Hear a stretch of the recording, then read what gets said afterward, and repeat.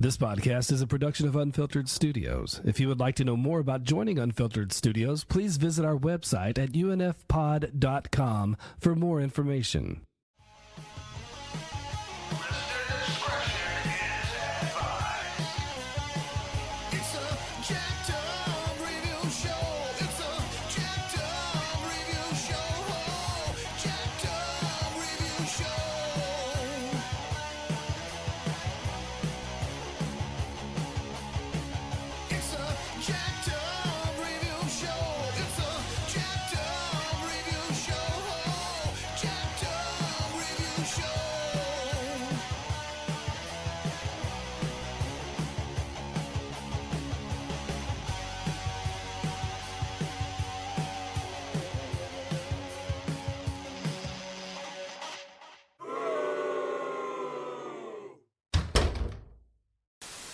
Well, what do you know, ladies and gents? Our man of the hour, Mike, suggested an ingenious idea. Get off our asses and describe our favorite mockumentaries. Comes in so many different forms. A documentary that's not a documentary. Yeah, it's the first one. This is Spinal Tap. There's some that go back to the 70s from what I looked at. Yeah. I did see some 60s and 70s. Definitely some hippie movies that do the quasi reefer madness. Could that be considered? I don't know. Yeah, in spite of itself. No, that's just mocking. You can just mock that. So. There you go. Perfect. We're not laughing with you. I think We're laughing near you. I think the one that always kind of sticks with me is the Rutles. All you need is cash. Oh, that's what I need to see. Yeah. It's wow. It's kind of it's a parody of the Beatles, and it's Eric Idle, Neil Innes. I knew I recognized that name somewhere. Good grief! Because he was in the Bonzo Two. George Harrison plays an interview. Oh, it's great to watch, and it was like I can remember seeing that on Cinemax. I don't know, like 1980. Al Franken. Wow. 384, like, and just Back laughing hysterically.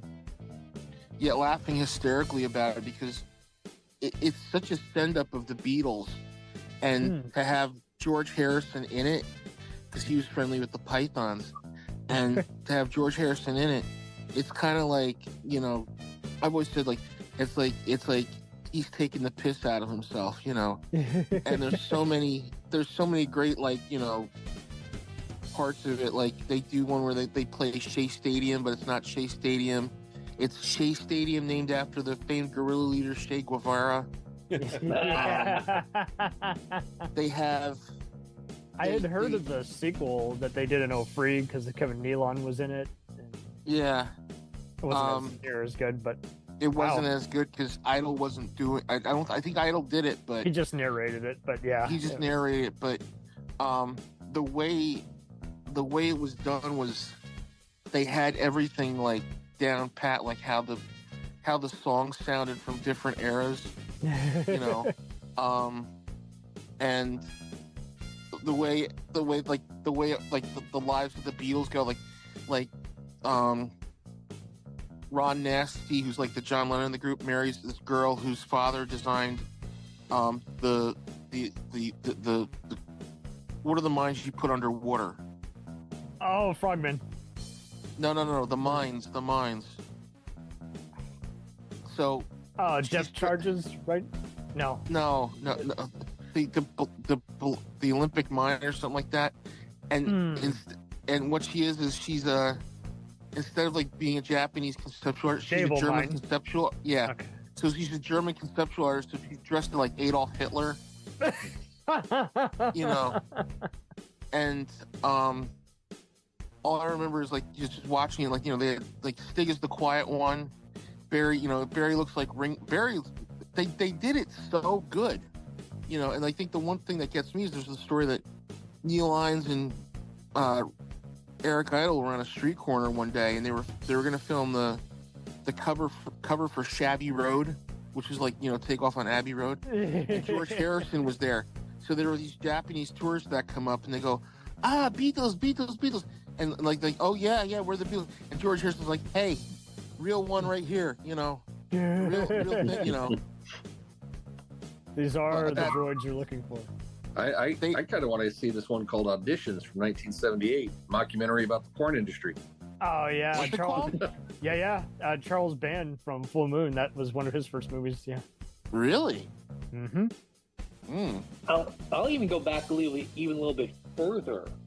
Monty Python's Flying Circus had some mockumentary. Yes, they style. did. Where we are going to put it in the TV shows, but it is important for many people to know. Is like there were plenty of people doing it years before Larry Saunders and The Office doing the style. But yeah, Python did some really good ones, and half the Piranha time Brothers, yes, who were based on Reginald and Ronnie Cray, the Cray brothers. Yeah. And half the time you're like, wait, what did they just say? Oh no, they didn't. Yeah. SNL would parody 60 Minutes interview sometimes. They'd show the interview and then they'd cut to the interviewee while he was listening. He had this face like, a condescending face, kind of like an airplane when they're all looking at it. But they were making fun of the interview style 60 Minutes pioneered, I think, a little bit there a few times. Just the one they did with Harry Shearer being like Michael Wallace. Yeah, Harry Shearer. Martin Short being the guy who's like the nervous accountant. And he keeps smoking the cigarette and shaking. And he's oh man, and half the time they would do those cold opens, but they are totally going to town using some documentary style approach. I always love the one sketch. This is way later when Eddie Murphy is trying to live as a white man. They are totally doing those same kind of coverage shots of a documentary as they're following him around and he's getting in character, and you're like, my God, what perfect staging.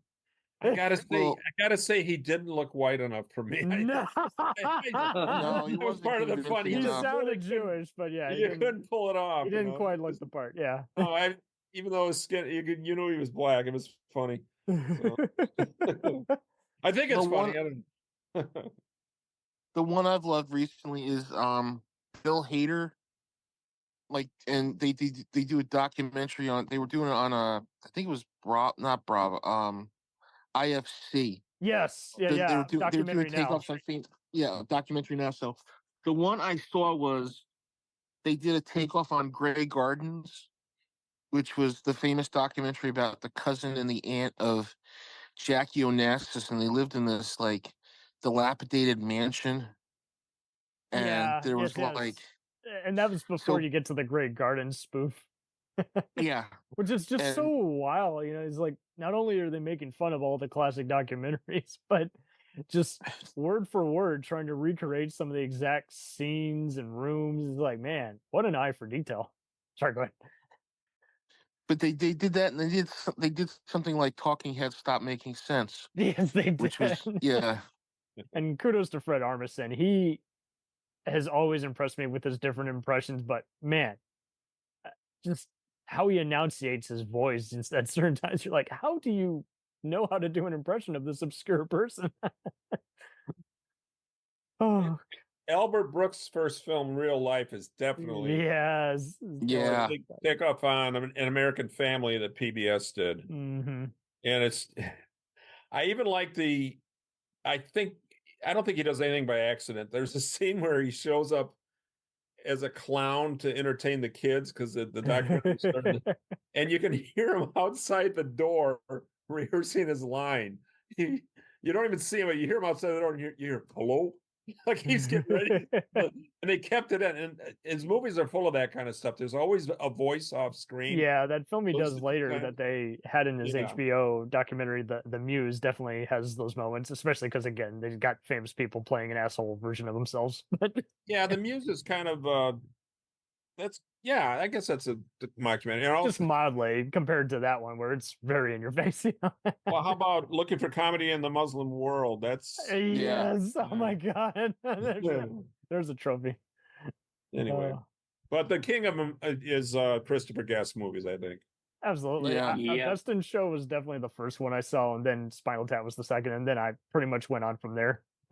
Yeah, I had Spinal Tap already, but yesterday I went and bought Waiting for Guffman, Yep. Best in Show, and A Mighty Wind. And Yeah. I watched those God. yesterday. Yes. And Dedication. Mascots is a more recent one that's kind of under the And radar. then today there's one with Melissa McCarthy in it. I mean, not today, but it came out in 2017. It's called Cook Off. What? And she did one in 2017, but she's like the headline on the poster, but she's only in it for a very brief period of time. And it's basically, I think, a Wendy McClendon cubby. Oh yeah. I think she's the real, she's like the one Like behind Goldberg's. making the movie. That's a good transition. I was thinking of Reno 911. Reno 911 and Reno 911 the movie are great mockumentaries to watch. Absolutely, because they're already Arrested imitating Development. Development. Yeah. 100%. Community does do that in some cases, especially when they're spoofing something. They're looking right like the real thing. Yes. Parks and Rec. Yeah, The Office, pretty much anything yeah. Greg Daniels Yeah. works on. Modern Family, even. Oh Yeah, Modern Family. Yeah. I think Modern Family, those first 5-6 years, pretty strong, and then after a while, I don't know if they had a change in showrunners, but the camera felt a little sloppy. Like it wasn't half the time. You're like, why is that camera there? That doesn't make sense why it's there. We can't go a moment without mentioning Richard Belzer. There's some great episodes of Homicide: Life on the Street, especially one where they actually run into a film crew and it's co-producer Barry Levinson filming a movie. God. But if there's anything that I like about any workplace comedy or crime show, almost all of them have done at one point a documentary crew that comes in and they're all asking, uncensored, thoughts about what people think about each other, and it's always a hoot. Those are always my favorite episodes of any show. I wouldn't say MASH actually did it because I almost said it, but then I'm like, no, that's the news crew coming in. They had an episode where a news crew came in. Yeah, it is a bit of a cheat. And like MASH or whatever. They weren't trying to film it like one, but there are moments like that where I'm like, man, this looks so. I think WKRP did one of those. I would bet. They did. I think I was rooting for Herb at the end because he finally told him to get lost. Oh, they were doing a thing on him. That's what it was. Yeah, I think he called him out at the end, and which I thought was a great way to end it. I think News Radio did one briefly. There's actually a great episode of The West Wing that does that, where they're following everyone around, and they're like, "Stop following me." Well, the thing I gotta say is like Spinal Tap became the gold standard for mockumentaries. I mean, the thing I love about that movies movie would start marketing themselves as the next. That's probably why Christopher Guest was like headlining so many of those and creating so many of those. Reiner made him, gave him the comfort. Yeah, but those are great. Those are great movies for ensemble casts and comedy casts. Those are the great types of movies to do for those. Totally. And I can remember watching Spinal Tap and like thinking, okay, who's based off of who here? Because I think Nigel Tufnell, who Christopher Guest plays, is I think basically based on probably like Jeff Beck, or he's got the look of like Jeff Beck. Did you ever get Eddie Van Halen vibes from some of the guys? Eddie, he's like Eddie. It's like Eddie Van Halen. Maybe Jeff Beck, probably a little Jimmy Page. A bit of everything. Derek Smalls is kind of like, Roger Glover from Deep Purple, and maybe a little bit like John Entwistle from The Who. Michael McLean's hair looks a little Roger Daltrey-ish to me. I don't know why. I think he's based on David Coverdale and probably Robert Plant a little bit. Oh, okay. But there's a rumor that went around like bands would be watching this and they'd be like, "Wait a minute, is that based on something we did?" They're not. And also, people thought it was a real band. People thought it was a real band, and my roommate that. Especially because they why would. Couldn't they pick a better band? They would perform in character, even. But I guess they, in essence, they really were, because they did a soundtrack album and then they toured. My favorite is when the Folksmen were the opening act for Spinal Tap at a live show, and the Folksmen got booed off the stage, and it was the same three guys, Oh, wow. Actually put the same hecklers in the audience. This movie is not a mockumentary, but it's kind of almost becoming one. That Thing You Do has recently had Yeah. It's kind of okay, so it's kind of satirical, but you'll love this. Apparently, recently, Tom Everett Scott, Steve Zahn, and Jonathan Schock have been performing in character as their characters. Yeah, yeah. They did a thing. As the band. They did a thing a couple years ago, and it's on YouTube where they came out as Tom Everett Scott. It was Tom Everett Scott, the guy who I played don't know the if bass. Tom Hanks was involved behind the scenes or anything, but that's No, some dedication. They came out as Tom Everett Scott. It was the guy who played the lead singer and the guy who played the bass player, right? Yeah, Zahn and Steve Zahn. Yeah. No, Steve Zahn wasn't there. Okay. But what it is I know Jonathan Schock was there, but Jonathan Schock was there, and the guy who played the bass player. Let's see. Yeah. That thing you do, bass player.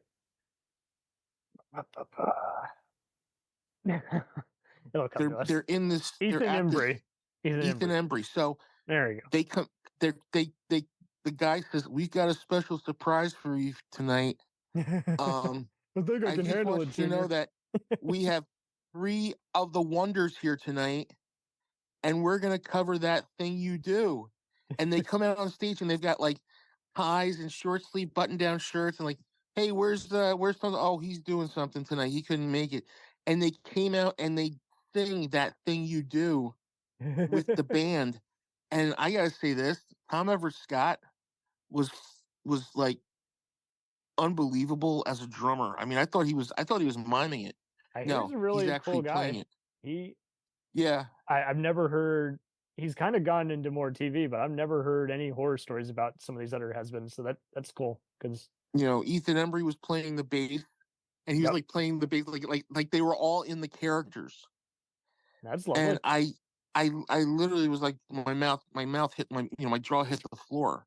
That's how I loved it. I love that shit. That's great.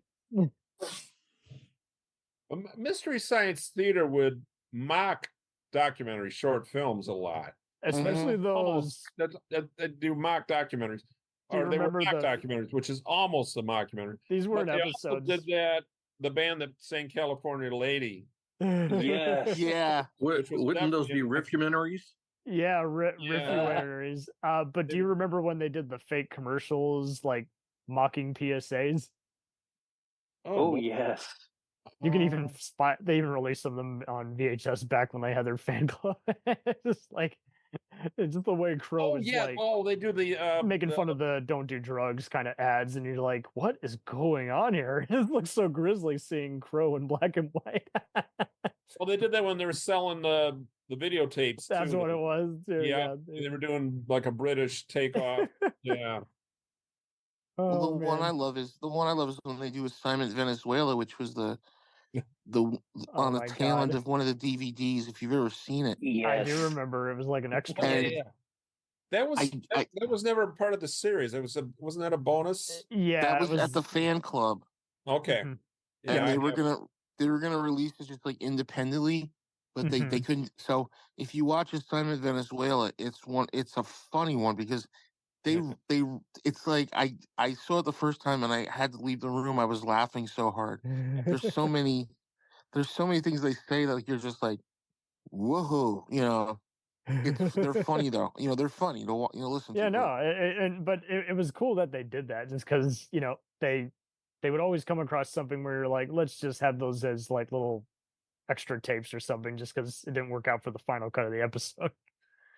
On Riff Tracks continues those too, so absolutely the documentary parodies and the newer incarnation of Mystery Science. Oh, they've done a couple documentary shorts. Yeah, they'll always have shorts, but store or something like that. Yeah, but to Bruno's points, Bruno the Kid, it did seem like they were really just kind of. Even to Gil's point, it's a riffumentary in a way, where it's just they're just showing how sloppily these PSAs were put together. Yeah. I seem to remember one about Australia or something. Or it took place in Australia. I think so. There was some foreign country one where you're like, wait, what a terrible Puerto way to Rico? Don't be a bloody idiot. That's what it was. Oh yeah, really? Yeah. Wow. Catching was trouble. Riff Tracks or Catching trouble. It was Riff Tracks. Okay. There you go. And Sorry. there are some winners. There are I'm definitely running some over winners. people. Sorry. No, it's fine. But I came up with, when I was a kid, I came up with an idea for parody, a mockumentary called Educational Film, where it would just, it would be a bunch of short parodies of educational films all the way through. In fact, I played piano. I even made up a theme song for it, but holy shit, it never went anywhere. But there's still time. Yeah. But I think it'd be a fun idea. But it might be dated now. But I mean, we all grew up on educational films. They, drag the projector out and show it. I'd call part of Starship Troopers probably a mockumentary. Yeah, because it does do a camera crew. The whole thing is, but especially with the recruitment propaganda where people are getting killed on TV and you see all the blood-hungry idiots in the audience. I want to enlist, man. I'm just like, Jesus. The thing I love about those old educational movies, it was like, what to do if your school lunch is cold? What should you do? Kindly go up to the lunch lady and say, my lunch is cold. She will reheat it for you.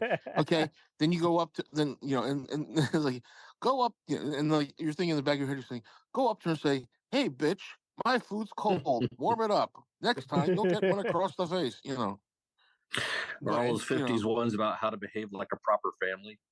Yeah. Oh, God. Oh, yeah.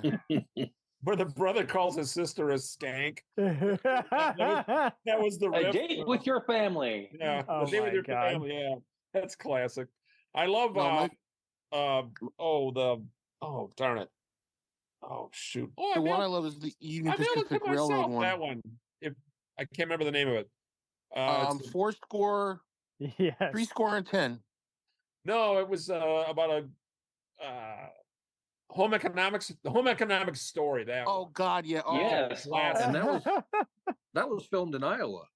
Yes, it was. I was student Des Moines teacher college. Ames, I think. Yeah, it was Ames. Yep. Okay, I've been to Ames once. Iowa State, the high school after high school. High school. Look at my crotch. Look. Wait, there's more. Crotch. Oh my God. I remember watching the Union Pacific Railroad one. The days of our years. The days of our years, and laughing hysterically because I couldn't believe like they would put that out, or the one about Are You Ready for Marriage? Yes. As if we have to be ready to go. Yeah. Are you really ready? So are those like a Romulan? If they take a documentary and mock, I guess it's kind of a mockumentary because they're adding to it. They're taking it. Yeah. I look at a mockumentary in a slightly different way. I look at it as the subject matter has to be about a documentary, or at least be presented covering as a subject, and then you do a parody of it. Right. For example, if you want to do a parody of a Michael Moore movie, you would kind of frame it like that, and then kind of poke fun at it at the same time. And it's a great way to show dysfunctional people. Absolutely, but some of it is visual, so this is where it gets tricky. There's one that came out a while back called Incident at Loch Ness, which kind of went under the radar. It's Werner Herzog and Zach Penn. Yes, oh my God.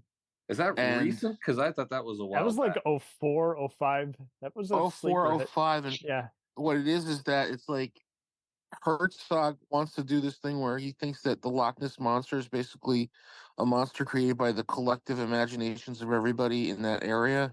Mm-hmm. And Zach Penn basically is just giving actors like jobs they don't know anything about. Like the one hot girl is a sonar operator and she's in a string bikini. Oh my God. And there's one scene where like him and Zach Penn are having an argument. And he says, even though he says, at least I'm not hauling a boat over a mountain. He's like, what did you say? Nothing. There are definitely. Well, if the shoe fits Coraldo. I think there was one. I don't know if this is for sure. I think there was one which kind of did spoof in essence, Herzog's Who Killed the Electric Car documentary. I don't know if that was a skit or something, but I could have sworn there was someone who was word for word like copying some of the style. It is a cool style because I think, like you guys have hit on, it just throws you through a loop, and half the first you're getting comfortable is going, oh, okay, it's not really a documentary, and then the next minute you're like, wait, what did they just say? Rewind. That was the thing with Spinal Tap. Well, the thing. Go ahead, Mike. Who's on first? It's like ping pong. The Simpsons would parody educational films a lot in the early years. Like, my favorite title they came up with was "The Moon of Earth." You know, they showed these kids, and they're like always introduced by Troy McClure. Yeah, Troy McClure. The one thing about those mockumentaries is they're very subtle. I mean, you really have to, if you're not paying attention to it, you're not going to get it. Yeah, people looking at their phones are doomed. Right. Don't do that. Shit. And the humor is just very subtle, and it kind of can go by you if you're not really paying attention. Mm-hmm.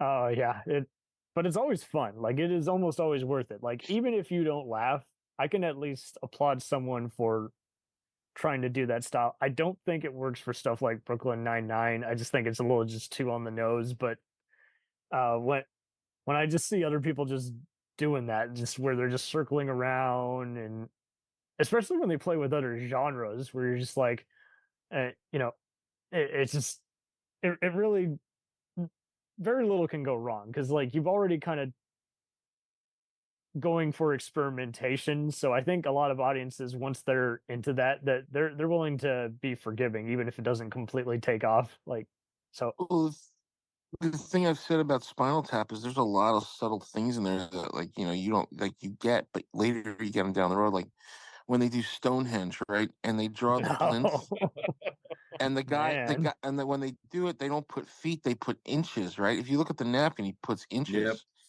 So if you look at it, it's like he's like, that was the most, yeah. I mean, what embarrassing it was to have two dwarfs almost trample a plinth from Stonehenge. They come on, do those little kicks. That's classic. And the thing I love the most is they do the one Rock and Roll Creation, and friggin' they come out of the pods, and like Harry Shearer's character is still trapped in there, and the guy's like trying everything to get him out, like a chisel, a blowtorch, a hammer, something.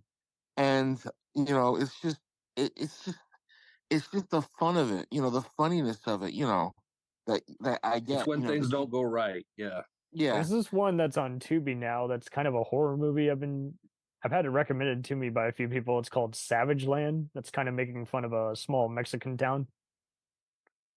To your point, yeah. I mean, mockumentaries are definitely rewatchable if the more jokes they sneak in there. It does become a Python kind of thing, where now you're looking for the other stuff that you missed the initial viewing. Christopher Guest ones, there's the cast on those are so great, and there's so many.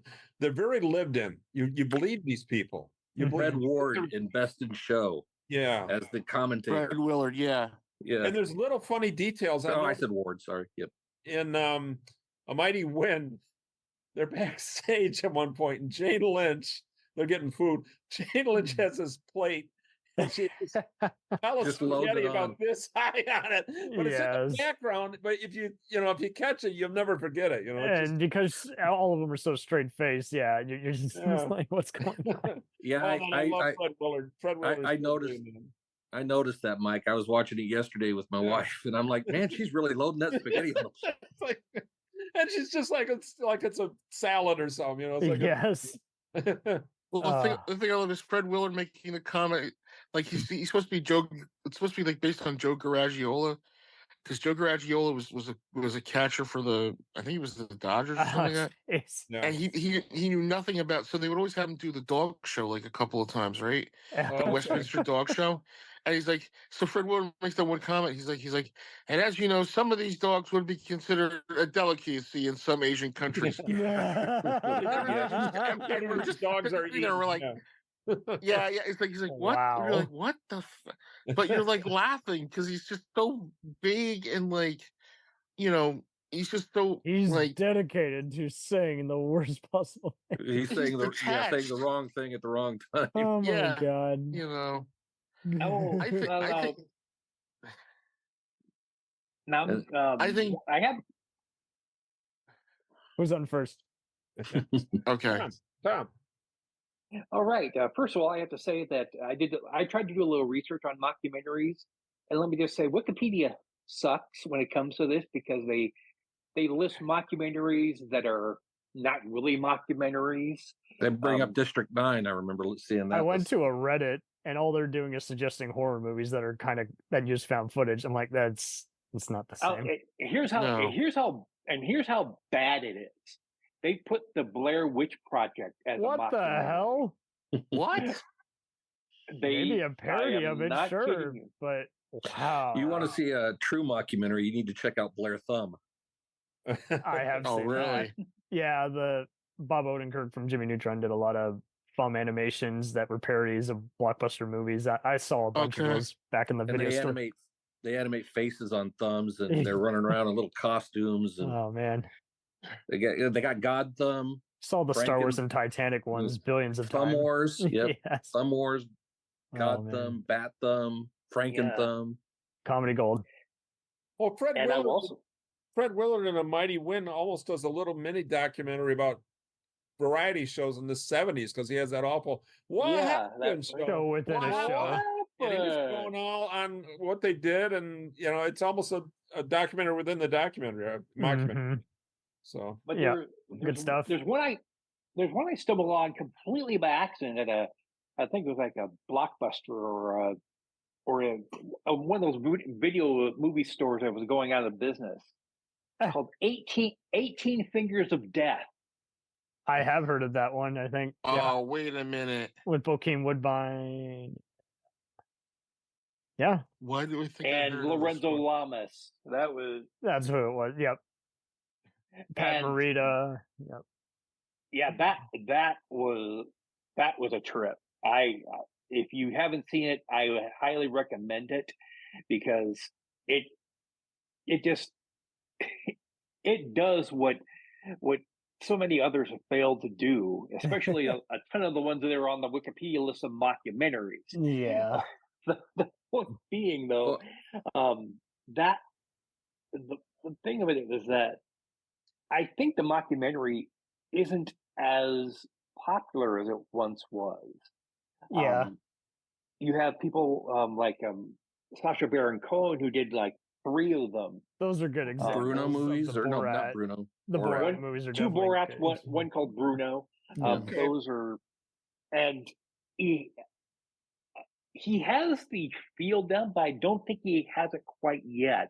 Whereas a movie like 18 Fingers of Death, they nail it, and they do it in such a way that it does say, yeah, this is definitely a mockumentary.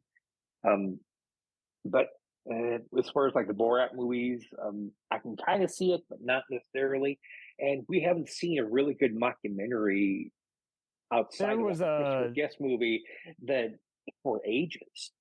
Oh, given now you brought up that one, you kind of remind me of a similar one, which had some of the John Wick guys pre-fame in it. That was called Confessions of an Action Star. Yes.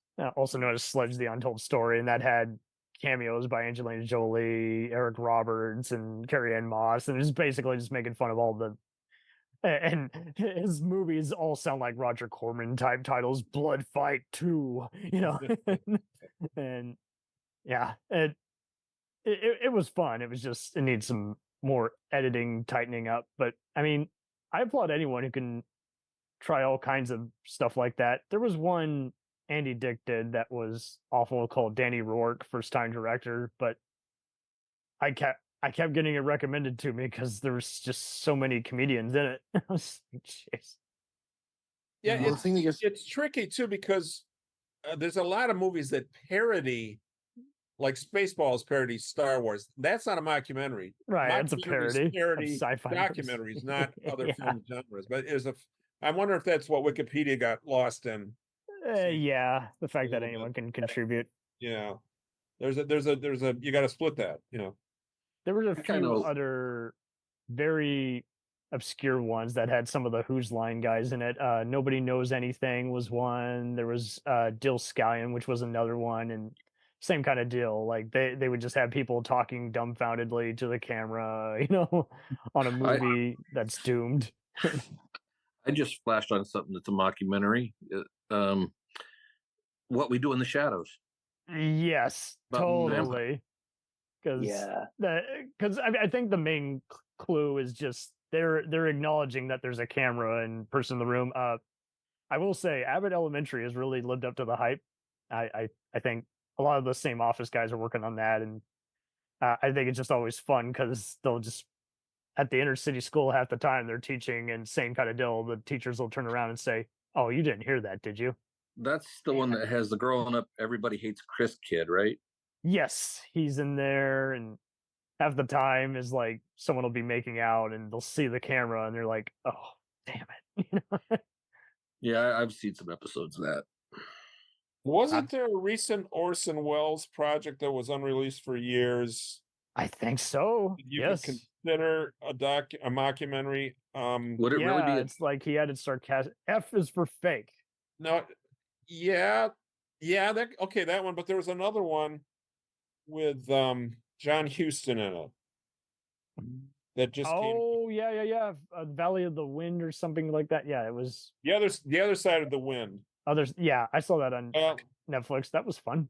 But they called it a satirical drama film. There was definitely some satire. But it was kind of had a very behind the scenes feel too. So yeah, it was. I would call it definitely a satire less than a mockumentary. Yeah. Yeah.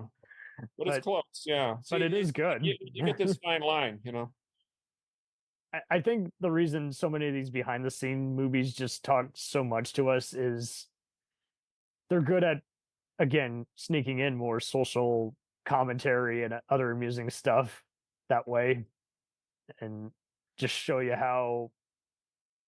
I mean, that's why I like Larry Saunders a lot. It just shows you how half the time none of these poster boys know what they're really doing. They're just putting on an act even when the cameras are turned off. Yep, and then as soon as they get off the air, then they start griping at each other behind the scenes. Yeah, the shaky camera watching them. And what was it?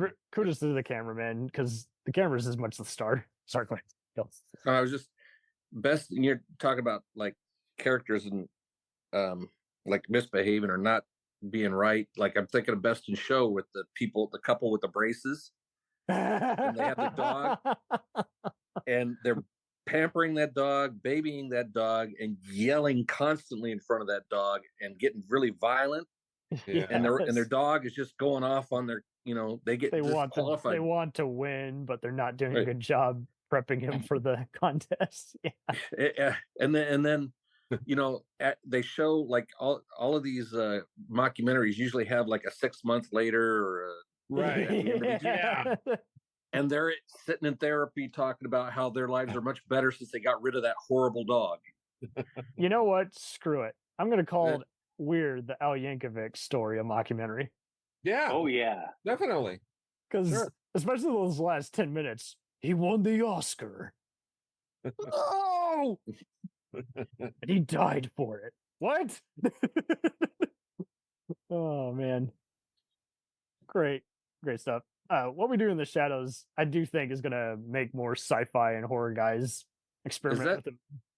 Is that TV show for that still going, or is that? Yeah, believe it or not.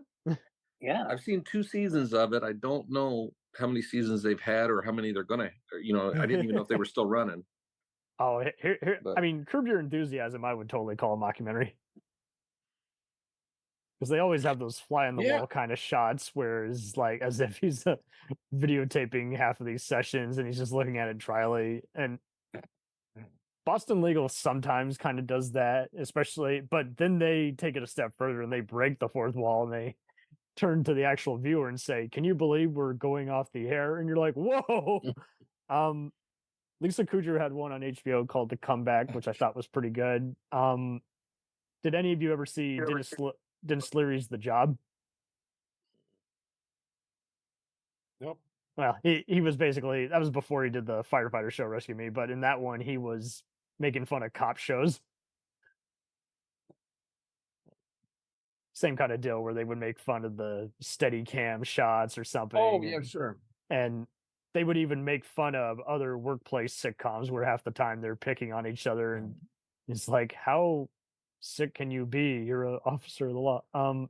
The Simpsons did a takeoff on bad cops. Oh yeah.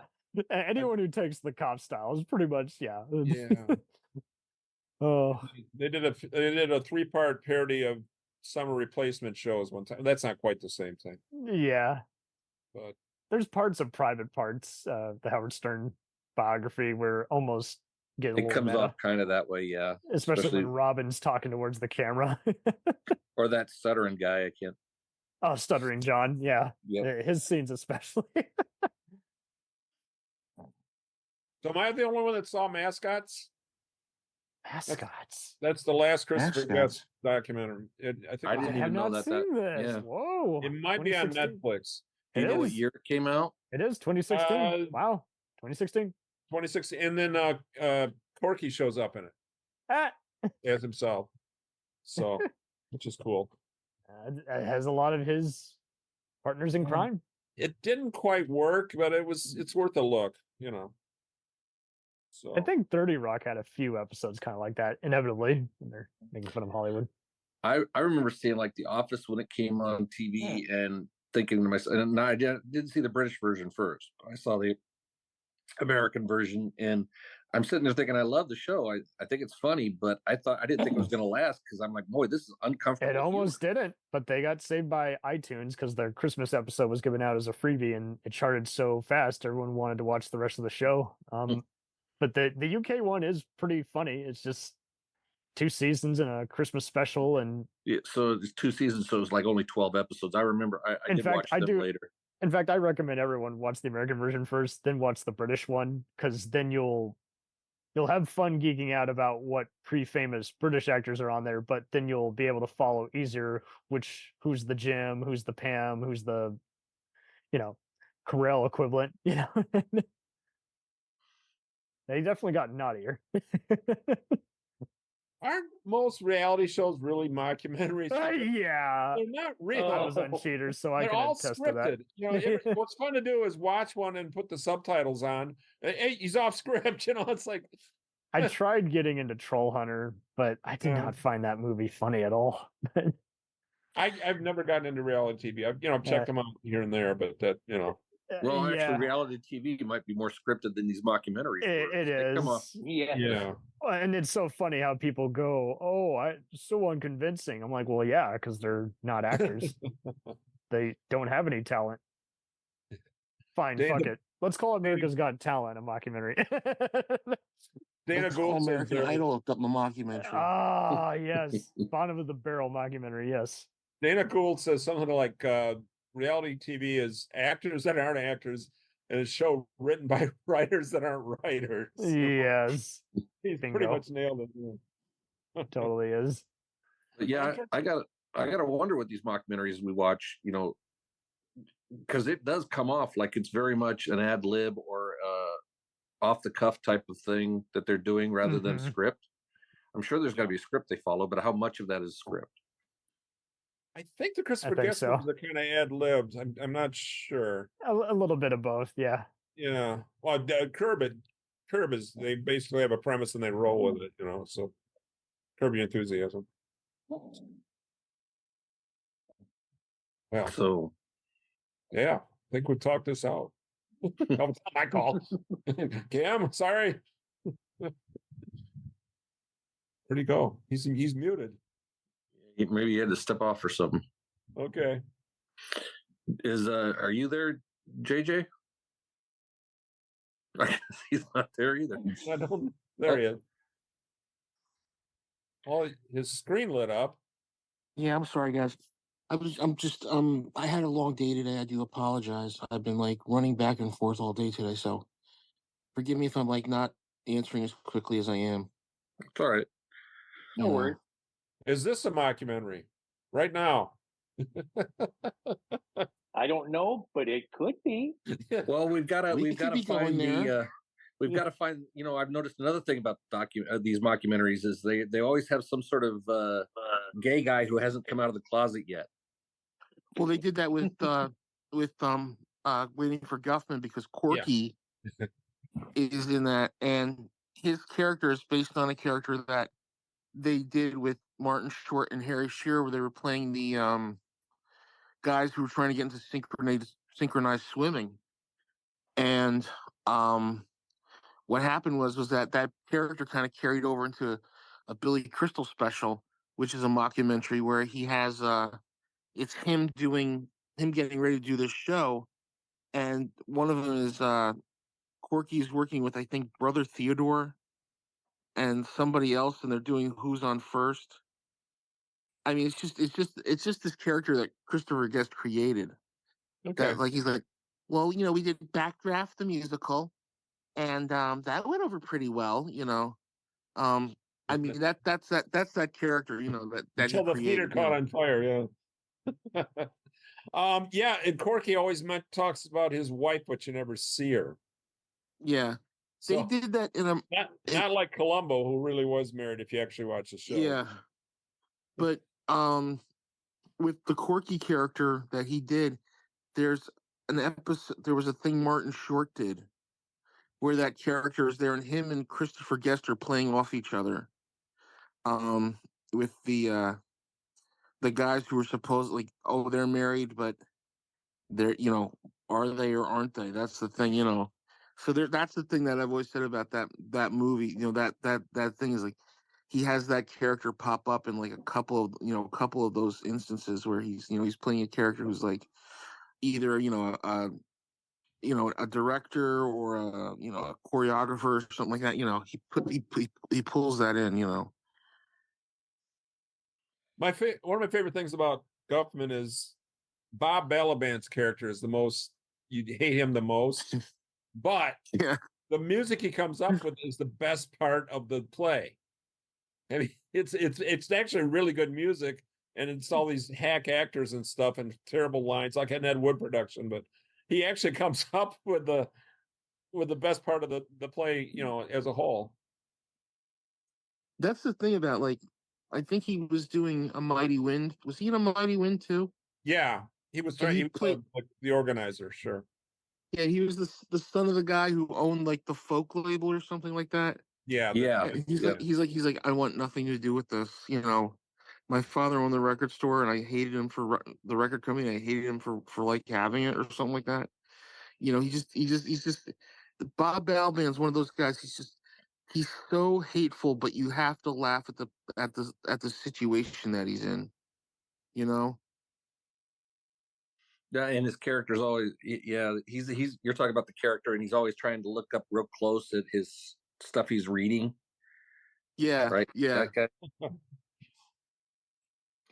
But I was just thinking about, like, I mentioned like gay characters in the films, and that cook-off that I mentioned that has Diedrich Bader in it and Gary Anthony Williams. He's a black comedian who he's lost quite a bit of weight in the last few years, but when he was on this, he was still heavy. Gary Anthony Williams. Wait a minute. I know him from something. Recently, he's been in the new Night Court show. Oh shit! Yeah. Okay. Yeah. But yeah, he's playing a character who's just about getting ready to get married to a woman, and they haven't consummated their marriage, and every time the woman brings up wanting to consummate the marriage, he's like, "Oh, I want to get up all in that," But oh God, oh yeah, okay, yeah. And so and then Diedrich Bader's in it too, and he's playing like a kind of a hick, with the country vests and the Hicklin diesel hats or whatever. Oh Jesus. Diedrich Bader was the he was in Drew Napoleon Dynamite, right? Yeah. He was. Yes, he was. Yeah, he's in the movie. He was on Drew Carey's show and everything. Okay. He was also the voice of Batman and Brave and the Bold. Yes, he was. Also in the Harlequin cartoon. Okay. Man, he's a DC guy. Has anyone here seen Barry yet? There's so much. There's so many, but there's so much to watch on TV. I can't keep up anymore. I think you'd like it. There's definitely a lot of just. Did you say opens? Barry. Oh, you said Bear. Barry. Right? Barry. Oh, Barry. No, I haven't. Yeah, I've seen that. The guy who's a killer. The hitman turned actor, Bill Hader. I think you guys are gonna like a lot of stuff because there's some other cold opens where you're like, oh my god, they're making fun of these kinds of ads or recruitment. Watch. I'm writing it down. Watch Barry. All right. 4 seasons, 8 episodes Barry Allen? each. No. Barry Manilow? Famous people named Barry Manilow, the hitman. Barry Sonnenfeld. I don't know. I shoot the bullets and make the people go boom. Her name was Lola. She was a target. And her head blew off like JFK on November 22nd. And there she was. Oh my God. Ray Stevens did a Barry Manilow parody single in the 70s called I Need Your Help, Barry Manilow. But he did a really good job. But the music sounded just like a Barry Manilow record, but you have to look it up. He didn't write it, but he did a good job with it. So there was a mockumentary that came out a couple years ago that was in the about the adult industry called Dick Ho, Asian Porn Star. It was like they got all these people from the golden age of porn to be in it. Wow, it's a lot of the actresses, and they basically described this guy as probably one of the best well-hung guys in the world.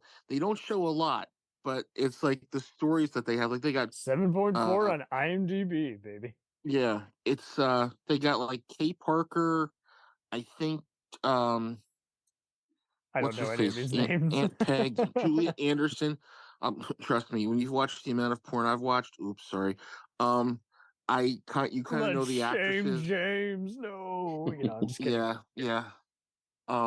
We're all pros here, no pun. Yeah, but they get all these actresses to speak about him, and it's like he's this guy that came in, he made like a whole shitload of movies, and nobody knows about them. And it's like, oh God, he was one of the greatest. God, he was really, really big from what I remember. And that's the whole joke about it because, supposedly, Asian guys are not that. BBC's got competition. Yeah. Yeah. So, Cam, you can't say that. That's racist.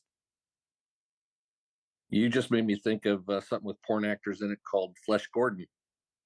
Oh yeah. Oh yeah. Yeah, it's a parody. Full stop. I was trying to think if the Firesign Theater ever did. It might have. They did that Hot Shorts thing where they. Yeah. Is that where they take a short and they take the sound out? They put their own like sound? Old movie serials, and they and they do their own dialogue over it. Yep. Yeah. Kind of like what's up, Tiger? What's up, Tiger? Yes. That kind of went into the Mad Movies with the LA Connection. Remember that? On Nickelodeon. Yep. And much like MST3K, they would have little skits before the actual feature. So yeah, it is. Once the camera's on, it's never off. That's basically it. It's like, well, then Firesign Theater did Nick Danger, which was a parody of 40s radio. Mm-hmm. Well, I remember the one sketch I loved is High School Madness with where they take Porgy and Mudhead, Archie and Jughead, Porgy and Mudhead, yeah. No, Archie and Jughead back then, so it was 70s. but I love when they do this is what's the joke? Says, okay, Dad, 40 weight, pass the 40 weight, Mom. It's like he's like okay, when Dad, how's that bridge going good? And it's just a lot of when they do the speech at the school and the kids going, hi kids, as most of you know, you suck. You suck at all. We used to have speeches like that, and I always wanted to do that during the speech, like when somebody was up, like the captain of the football team and just like start yelling that shit out. Eat it raw, you know. And then he goes rah rah rah, like, and then as they're walking off stage, the principal goes, "Fuck you too." Fuck you too, right? Somebody yelled that in the audience. Yeah. Wow. Well, I got hot shorts like Mounties catch herpes. Yeah. Sperm bank hold up. Yes. Revenge of the non-smokers. That's where they had Butt Buster. Oh my God. What Nazi diet names. doctors.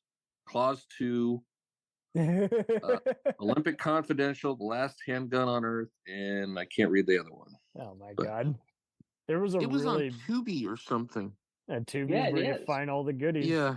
There's a really bad sci-fi series that like 1 minute it's for real, then the next minute it's a mockumentary. It had everybody from sci-fi. It had Christopher Judge, Tilk from Stargate. It had Chekhov himself. It had all kinds of people, but they would keep talking to the camera. But it was just really badly directed. It was called Nobility.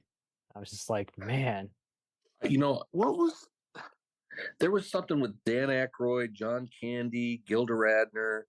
It came from Hollywood. It came from Hollywood. Yeah, Yeah. like a precursor to Mystery Science Theater. There you go. Because they would. It came off as kind of like a documentary, but then they were sitting in front of movies and making fun of them too. Yeah, it is true. Well, they did a whole segment about Ed Wood.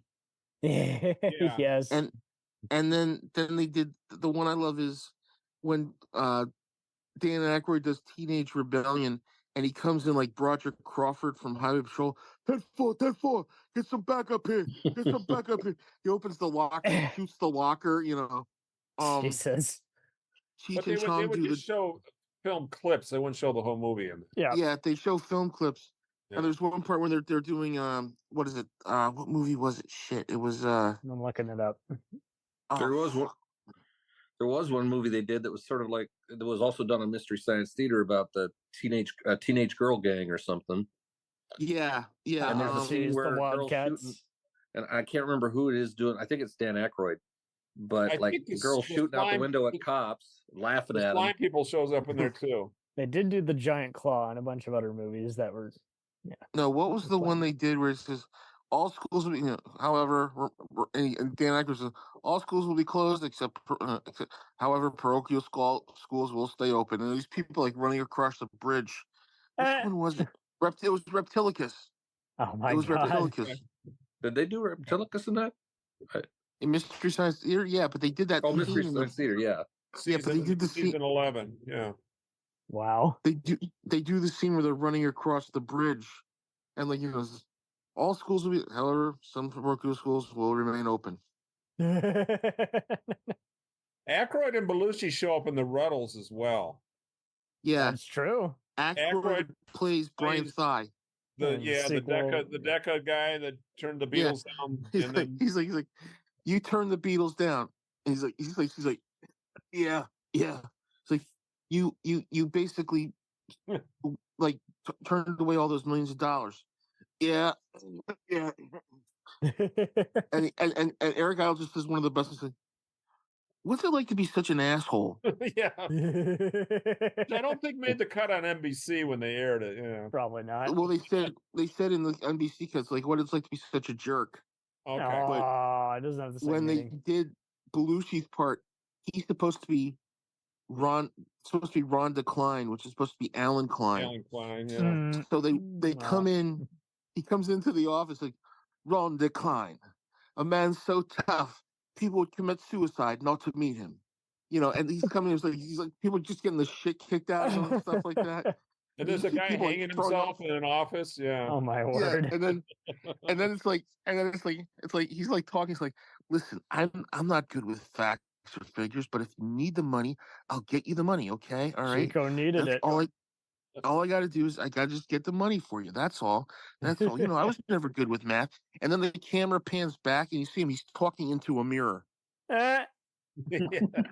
Wow. We'll return after these messages. If you like small town mystery, crazy news, and wild history, then the Florida Men on Florida Man podcast is for you. Each week, Josh Mills and Wayne McCarty bring you the absolute best Florida has to offer. So if you're looking for a show that's safe for the family, but funny enough to help you escape everyday life, then listen to the Florida Men on Florida Man Podcast. That's Florida Men, plural, on Florida Man Podcast. Hey, it's Brent Pope, the host of Breakfast with Brent Pope. You've seen me on some of your favorite TV shows saying things like, "Give it up, Jimmy. You got to sink this putt to win." On Breakfast with Brent Pope, I sit down with guests from the entertainment world, and we do it all over breakfast. Or should I say Brentfast? Every week on Brentfast, you get inside Hollywood info and tips, great breakfast wrecks and foodie debates. Most of all, you get the most delightful 30 minutes of your week. So dig in. It's Brentfast time. Listen at Brentfast.com, Apple Podcasts, or wherever fine podcasts are found. They also did they parodied the Beatles anthology albums in the 90s too. They did a CD. Yeah. Which I ordered. I didn't even know they did that. I'm going to listen to it eventually. So that's part of the, it's not really, it was called Archaeology. Yeah. I haven't heard of it. So don't no spoilers. Okay. Does anybody know of like a documentary type film where they're using like old footage of like maybe even atomic war stuff or anything, and then they're just doing their own dialogue over the top of it? That sounds familiar. It was something where they were Atomic Cafe. Atomic Cafe. Yeah. Mm-hmm. That was sort of a mockumentary, wasn't it? Yeah. I was making fun of the over sincerity of civil defense stuff back in the 50s about how nuclear rate was safe to just duck and cover is another one. I think duck being in there. I remember being taught if the bomb goes off and you're in school, just go into the desk, you're fine. Robert Klein used to do a great bit about that. No ducking. And if it would be like siren blast, there'd be 3 if they were over Omaha, 2 if they were over like Chicago, 1 you better 1 if they were in New York. If you heard the propellers coming, you were screwed. And they gave you dog tags back then, which were like resistant to a certain amount of heat. Yeah. It's true. And he said you could really screw around and play handball for half an hour because you still had 2 hours. The thing I love is like if you watch those old movies about civil defense, it's like Johnny's riding his bike, but he sees the flash. What does he do? He hides in a sewer ditch, and this drainage ditch that's only like maybe about 6 inches from the ground, and this kid's like covered up. And I'm thinking to myself, if it's a nuclear bomb, he's going to be evaporated. I can remember in the 70s even being taught a little bit about duck and cover, like watching those old films even. And they were from the 50s or whatever, but yeah. Remember, the Russians have the bomb. The Russians didn't have the Russians had like, I can remember a lot of that stuff, just being like propaganda. Even my father was like, every 5 years they have a 5-year plan. He wasn't a fool. That's good. I think there's a Happy Days episode where Mr. C built the envelope blues. Yeah. There should be one on the Oscars. I mean, the player you could probably say is kind of it's more Bob of a satire. Roberts. Bob Roberts is the satire. There you go. Tim Robbins. Yeah, Bob the politician guy. Yeah. Yeah. No. It was Tanner. Tanner was the one that he did before because remember he had kind of a couple like lean years, and when he did Tanner 88, that was who was it? Michael. Shit, he played this. Michael Murphy. Michael Murphy played Tanner, and he was supposed to be like this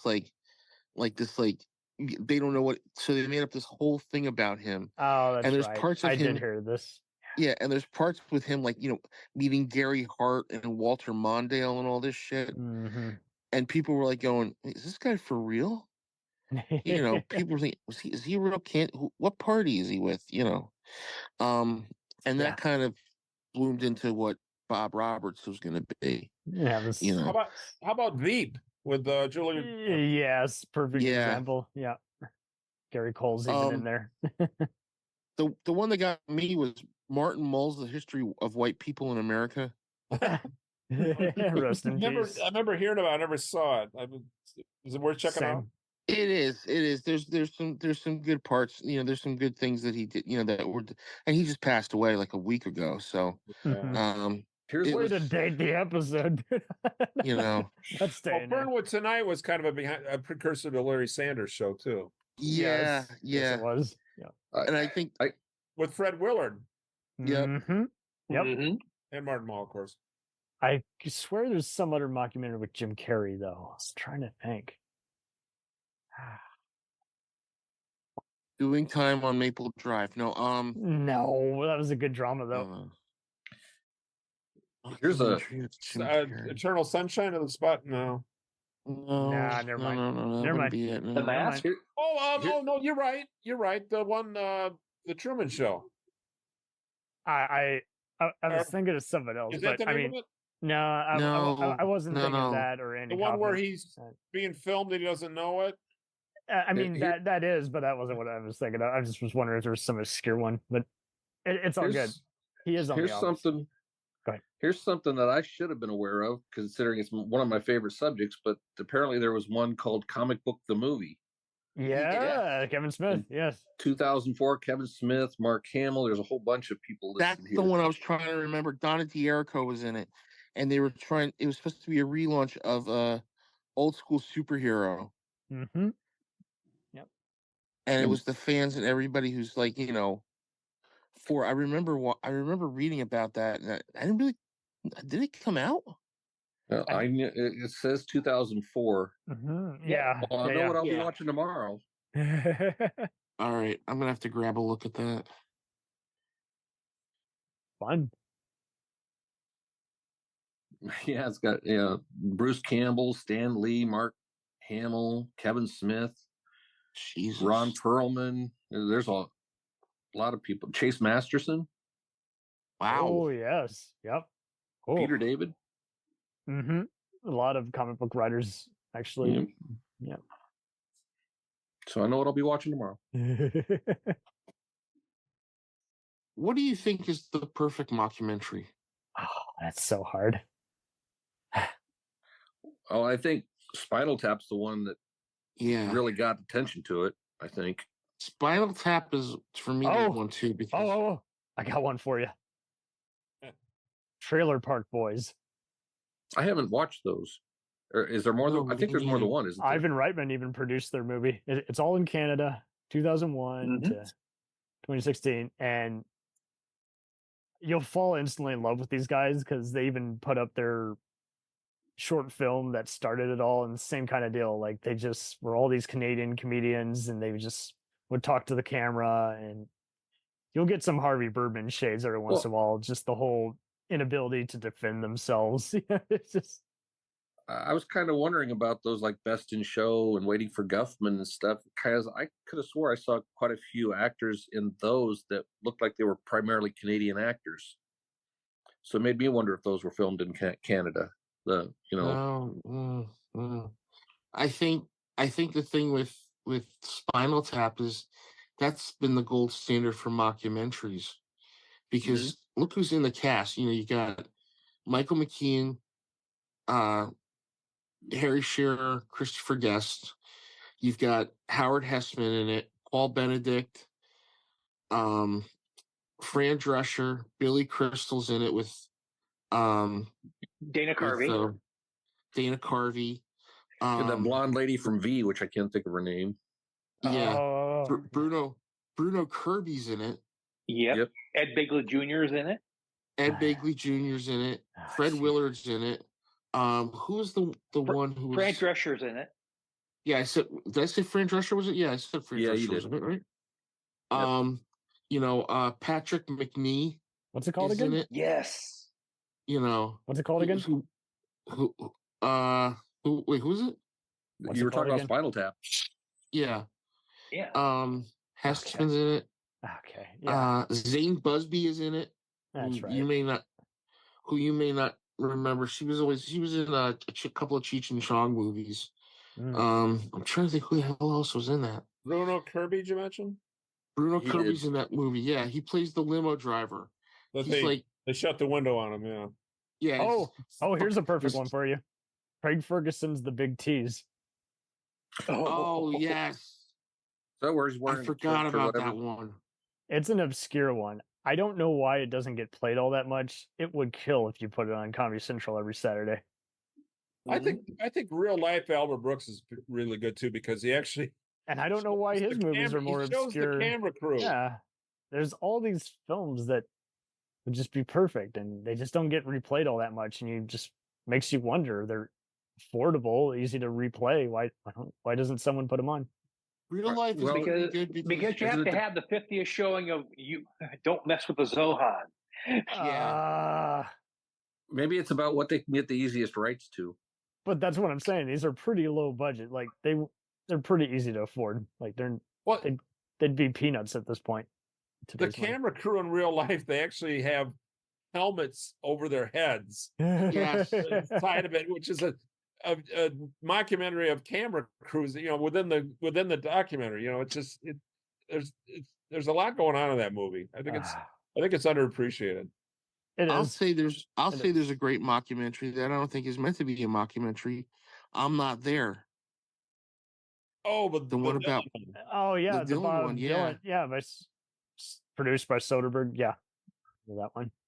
I think that's amazing to watch, because they have like 5 or 6 different actors portraying Dylan. I think that's why it kind of came and went as it did. It was just very hard to kind of market, like that almost sounds that almost sounds like Casino Royale with 5 Bonds, Yeah, I mean, if we want to go even further back, you can even find most of these episodes on Daily Motion.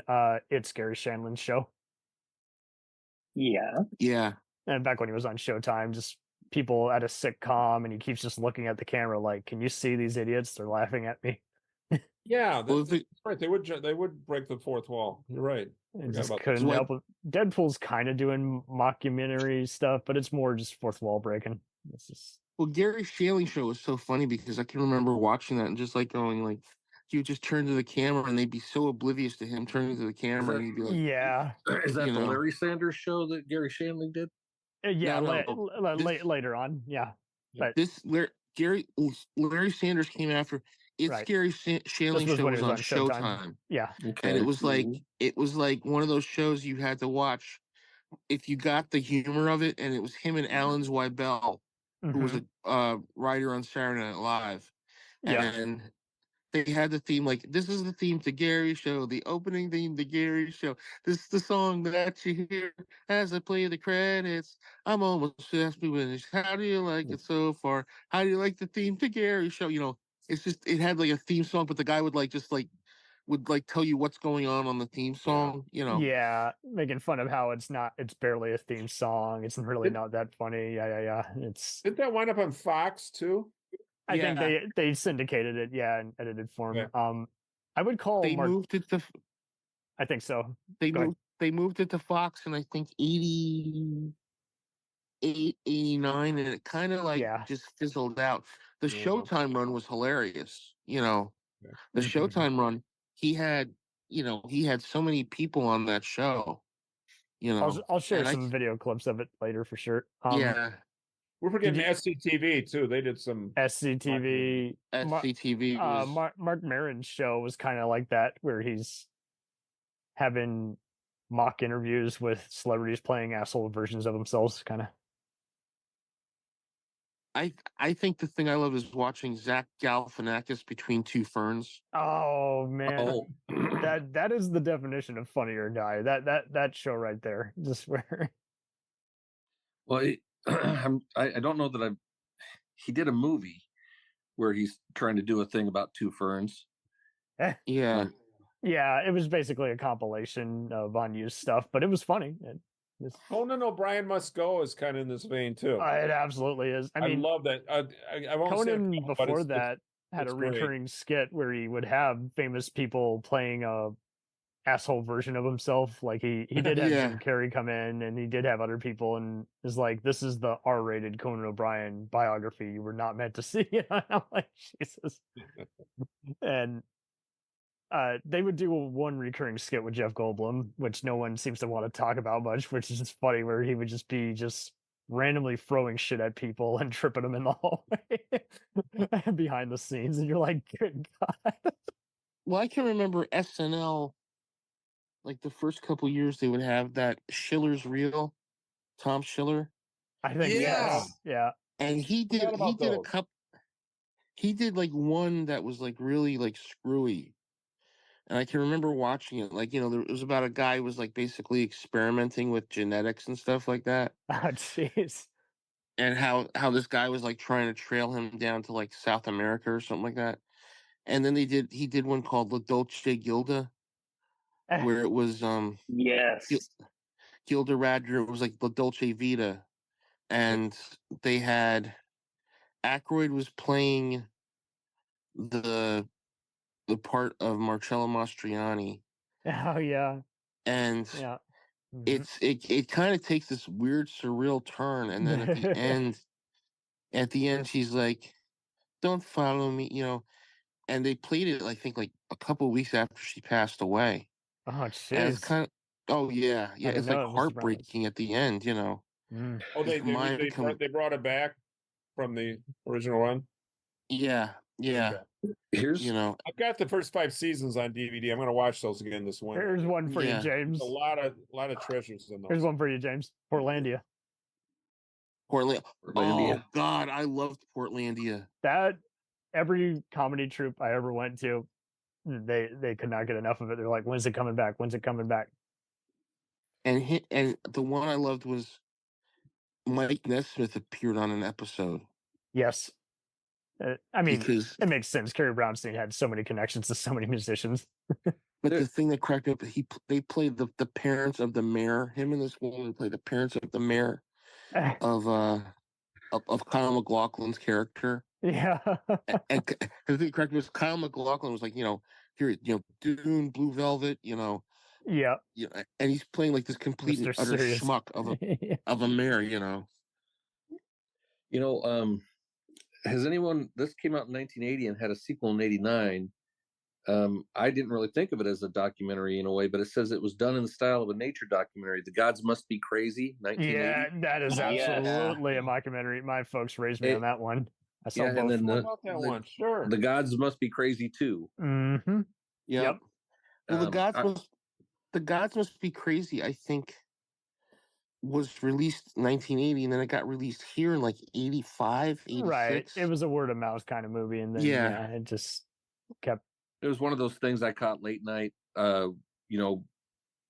80s, early 90s. That was on one of the movie things like HBO or something. It still occasionally shows on Showtime, believe it or not. But yeah, I can remember. If I remember right, The Gods Must Be Crazy. It's like an African native finding a Coke bottle kind of thing or something. Yeah, and what he has to do is he has to go to the edge of the earth and throw the Coke bottle back into, the oblivion. Yeah, because the Coke bottle has basically corrupted the village. It was very much like Life of Brian, just kind of making fun of that religious secrecy and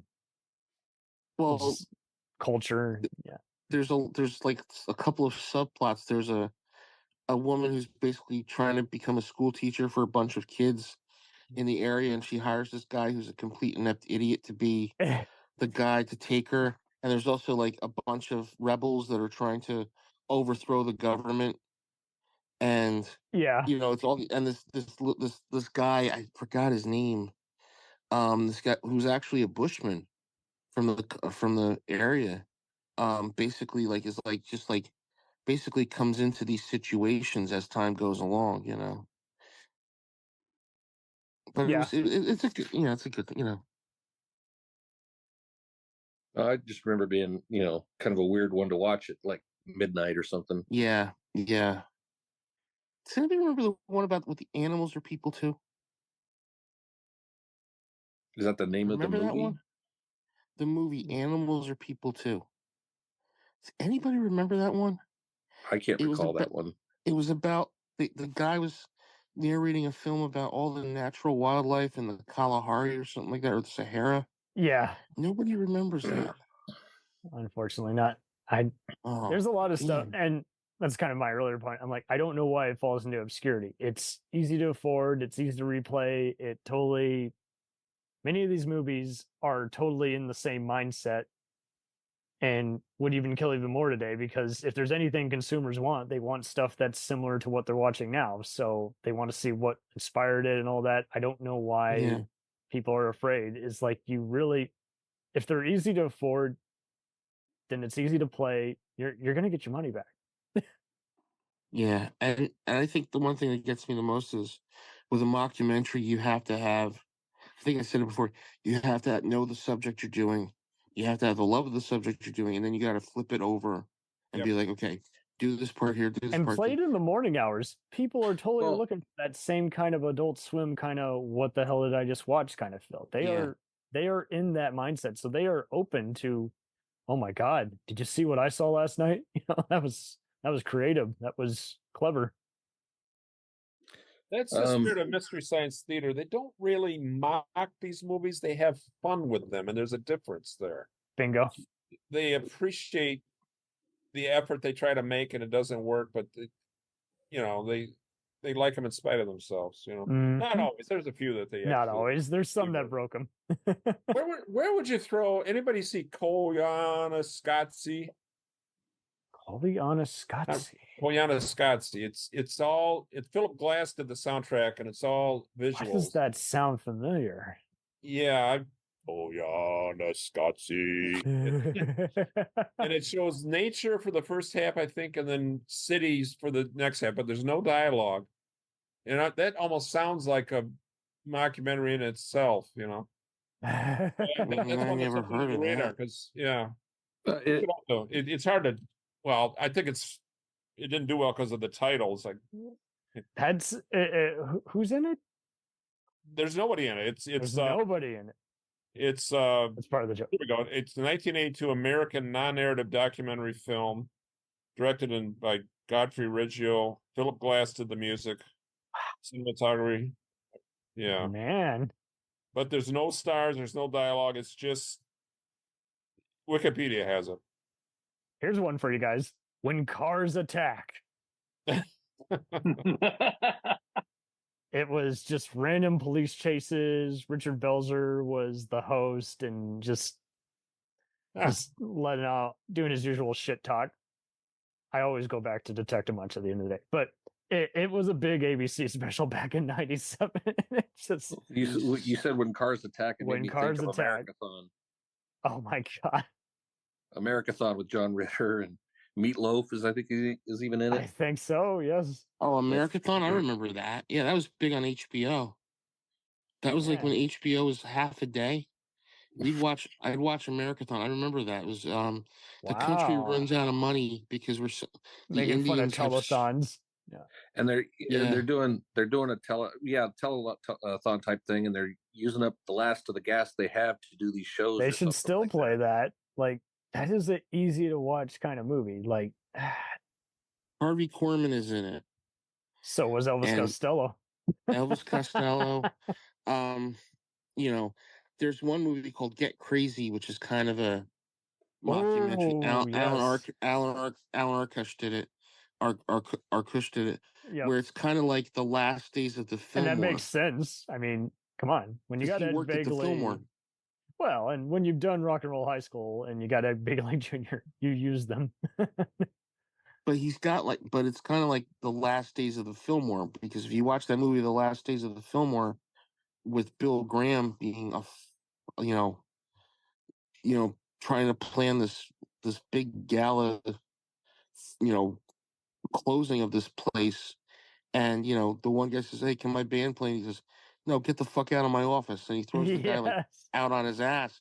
I mean, but to watch Get Crazy, which is kind of like the way he's viewing it, as him being this kid who's working under this promoter played by Alan Garfield, and having all these people show up, it was, it's just a one of a kind of experience. Like, those would be awesome to watch in the theater, because he would just be like, man. JJ was talking about, knowing the subject of like some of these mockumentaries documentary type things like. And I'm thinking about the cast for Spinal Tap. You got Christopher Guest, Eugene Levy, and Harry Shearer in Spinal Tap, and then they turn around and they do, decades later, but A Mighty Wind. Mm-hmm. Eugene totally Levy wasn't in Spinal Tap. It was Michael McKean. Well, I mean, Eugene was in. Oh yeah. No, Eugene Levy's in A Mighty Wind. Yeah, but they're in A Mighty Wind because they're doing two different types of music, and they're showing their chops by being able to play, like the hard rock stuff in Spinal Tap, and then they're turning around doing the folk music stuff in A Mighty Wind. The same three guys, and like I said, they did live shows, and they opened for themselves as the folksmen. There's some episodes of Psych that kind of become a mockumentary, especially when they're at conventions or what have you. Maybe parts of UHF I could say are a mockumentary, but it's primarily a parody. I think the one thing that got me about A Mighty Wind was that they had you could tell who was what in that, because their job title the folksmen are supposed to be like the Kingston Trio. Yeah. Right? Oh yes. Mike, the Eugene Levy and Catherine O'Hara, who's they're supposed to be I think probably Ian and Sylvia. Oh yeah, who were who were a folk duo, and then the big congregation group is supposed to be now I'm trying to put this. Well, they were a congregation group that was they weren't the original members though. No, right? But they were supposed to be I'm trying to think who was the group that in the 60s they had everybody who was a folkie who was in there left, and they would like Stephen Stills was in it, and freaking Kenny Rogers was in it too, I think. And I can't man, shit, who was it? Not the Chad Mitchell Trio. No, it was somebody. It was this big group of people, and they'd play folk festivals and stuff. And people would leave and go, but the one guy was there, and I'm trying to think who the hell it was. It was cute, The New Christy Minstrels, maybe. That's who it was. Kenny Rogers was in that before first edition. Yeah. Well, how fun that he got to be part of the experience. And plus, pretty much Lawrence Welk. The Lawrence Welk show is a takeoff on that too, or a version of that type of band. Or my mom had a great idea. If he was to do another movie, Christopher Guest, it should be like a Lawrence Welk show kind of thing. Yeah. Where it's this guy who's like a band leader who had a TV, he leaves under auspicious circumstances, but they're going to do a revival show. And it's all the people that are who are on his show, who he's asking back, who have left under really bad circumstances, and my mom thought this up, and I was like, that's a great idea. And, unfortunately it never came to pass. So, so they got into heavy drugs, or they committed murder or something. Yeah. Just or they showed up drunk, or they found out that one of them posed for Playboy or something like that, just just to he's like some band, he's like, yes, we had 5 seasons on the air, and then we went to, it would be like a big piss off on Welk, which I thought would be great, because I think a lot of people didn't like Lawrence Welk, as a kid, I certainly didn't. Oh God! Going and spending time at my grandmother's house, and they'd be watching Lawrence Welk, and I'd be like, oh, "Come on, please, anything else." Does PBS still run those reruns on Saturday nights like they did for decades? It's why? I don't know if they do. I'm not sure they do anymore. I will say absolutely not. They'll do Ed Sullivan once the blue moon. I think somebody called the PBS was like, you show this shit again, I'm not sending you any more money. I will shoot you and defund you. Yeah. That's funny. I worked at phone bank for our local PBS station one time, and somebody on the phone said, somebody just called in and said that Lawrence Welk last night was the worst ever. It's like, aren't they all? Aren't they all? Yeah. Thank you. Now let's hear it for the boys in the band. Each one a bitchin' brother in his own right. Now let's hear Kate Smith. Two hard take off on the doors with the light of my fire, baby. I worked here one night too. He's a monotone Casey Kasem. Yeah, I worked at one night too, the pledge drive where they did an Elvis special, and Elvis kept calling me. I kept getting this guy would call me with great Elvis impression and then hang up and then call back. He kept getting me for it was really weird. Priscilla, come over and say hello to the young man. You know, it was bizarre. And so you see me on TV laughing, and you know, no one knew. Was he grabbing more ass than Bob Barker? What's that? Was he grabbing more ass than Bob Barker? Mike, can you do me a favor? Does your film bank have a harem scarum on there? I think it was JJ. Were you calling Grand Rapids? It was me. I was calling you up the whole time. We got the Iowa. We found out his prank caller. I knew it. Yeah. Damn it. Hey man, do me a favor. Can you put on The Trouble with Girls, and then do Frankie and Johnny, and then do a Spin Out, and then well, I'll shake my hiney. Yeah. I wanna watch these movies. You know, I really do, man. I was good back then, wasn't I? Surely there's got to be an Elvis mockumentary somewhere. Oh, I don't think there would be, but you know, as the state can't take a joke. Well, there's, yeah. It took a minute. Andy Kaufman, yes, in and of himself. That was a very dramatic Shatner-ish. Yes. One that I think you guys would like. I know Gil's familiar with it. Is My Name Is Bruce. Oh God. Where just that Bruce Campbell's playing a B movie actor, and he's like, I think you got me mistaken for that Evil Dead guy. He's playing a really jackass version of himself. Yeah, as he does, and it's just so funny how he's filming horror movies. He even directed the damn thing, so kudos to him.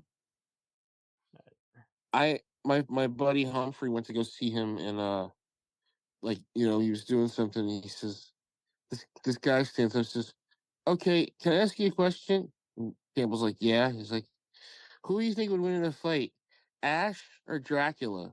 Bruce Campbell takes a moment and goes, what kind of fucking question is that? Briscoe County Jr. versus Ash should be the question. Oh God. Yeah, he came to Des Moines. He did a live show a year or two back where he's like did a kind of a game show kind of thing going on. Oh, that's right. Yeah, he was even hosting the recent version of Ripley's Believe It or Not. He was doing he did a game show type thing for an hour, and then he showed like one of his movies, which was Army of Darkness. Oh, perfect. Oh God, that'd be fun.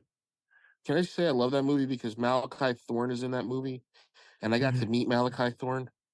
Oh, sweet. Who was False Face in Batman, and also played the guy he was Robert Wagner's superior in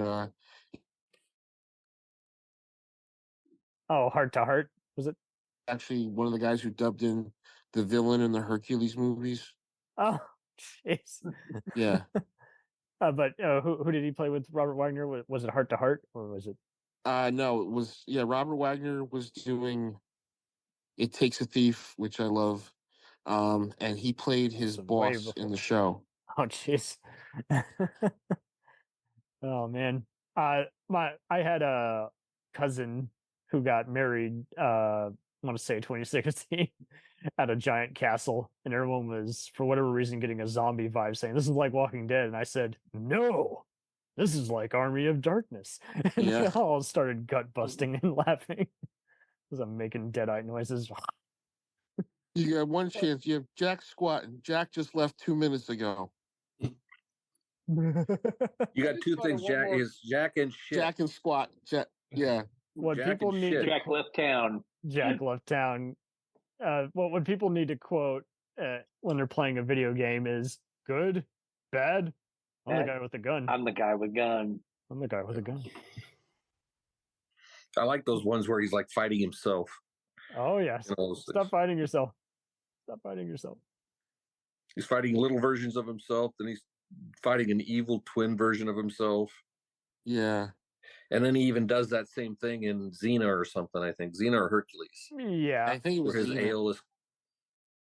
Oh, and we can't forget when he did the for Notice TV prequel movie, how he at one point he just randomly just gets up a chainsaw and just throws it at the cartel guys.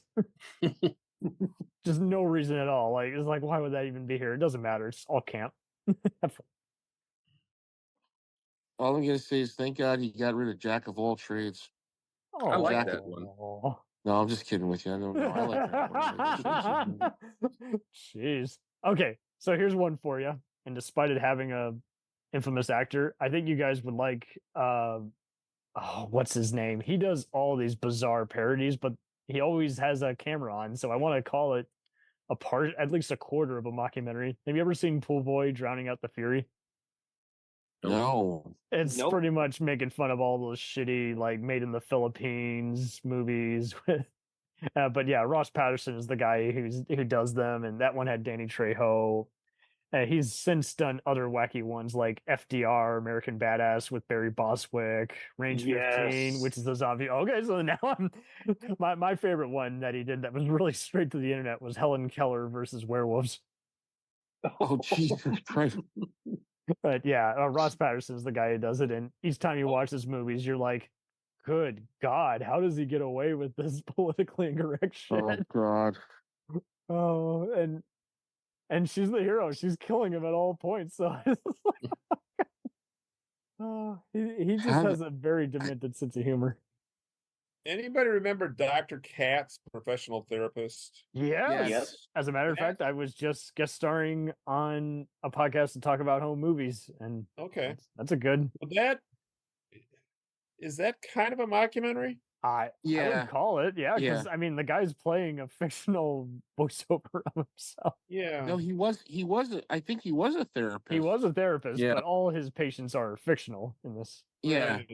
That's what I mean. I can remember he's real, but he's it would be like if Tom Cruise, God forbid, did a sitcom playing Tom Cruise, it's just I'm trying to remember. That was like Squiggly Line Art or something, wasn't it? Yes, Squiggly Vision. It was kind of like It was kind of like Squiggly Line. It was part of the Comedy Central lineup, and all I remember is like he would have famous people. Like he had David Duchovny on one time, and he would have like Judy Tenuta on, and like which reminds me, some of those same people were on Queer Duck, which was kind of similar. It didn't have the Squiggly Vision, but it had the same kind of. And he had his son Ben, who was a complete and utter moron. like Ben buys a new car. And he's driving, and he has his foot on the gas and the brake at the same time. Yes.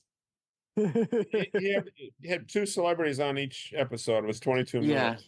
Oh my God. I think Dana Gould did one. Ray Romano. Ray Romano was on it a lot. I'm looking. Ray Romano's who you get for anything. Who was the guy that did the voice of Dr. Katz? Dr. Katz. Jonathan Katz. Jonathan Katz. Yep. Yeah. Promise. I'm not being a smartass. I probably would know him if I saw him, but he literally looks just like the dude. The dude playing the dude disguised as another dude. Which brings me to Tropic Thunder.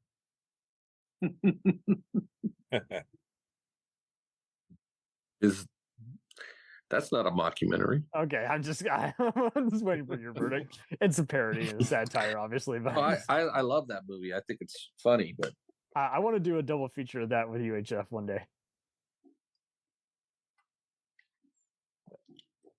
No, especially with what's it, Tony or Jr. Robert Downey Jr. Robert Downey Jr. Yeah. Jr. His character. His character in that was over the top, trying to play a black character.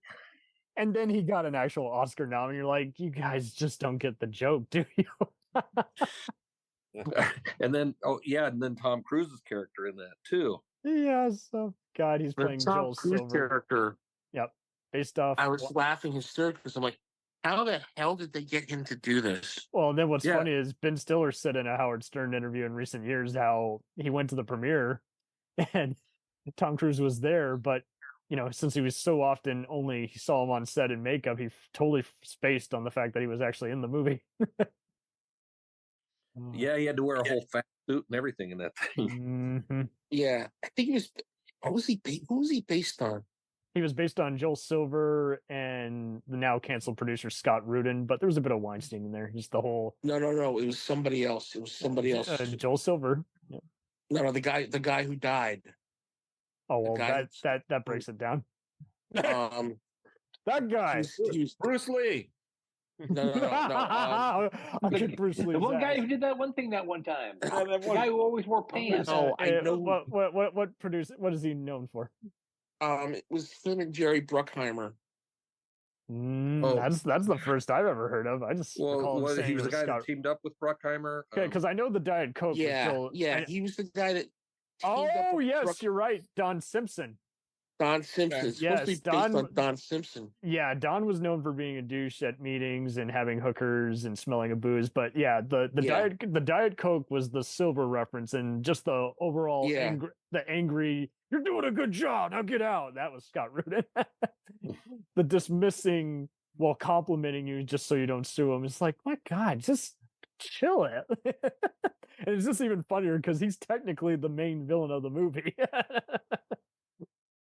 That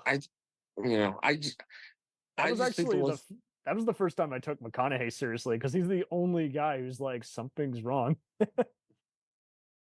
I think that's kind of like a mockumentary, but it's not a mockumentary. It's a satire, but but the fake trailers I would at least say are part parody, part mockumentary because they did such a good job making them look legit.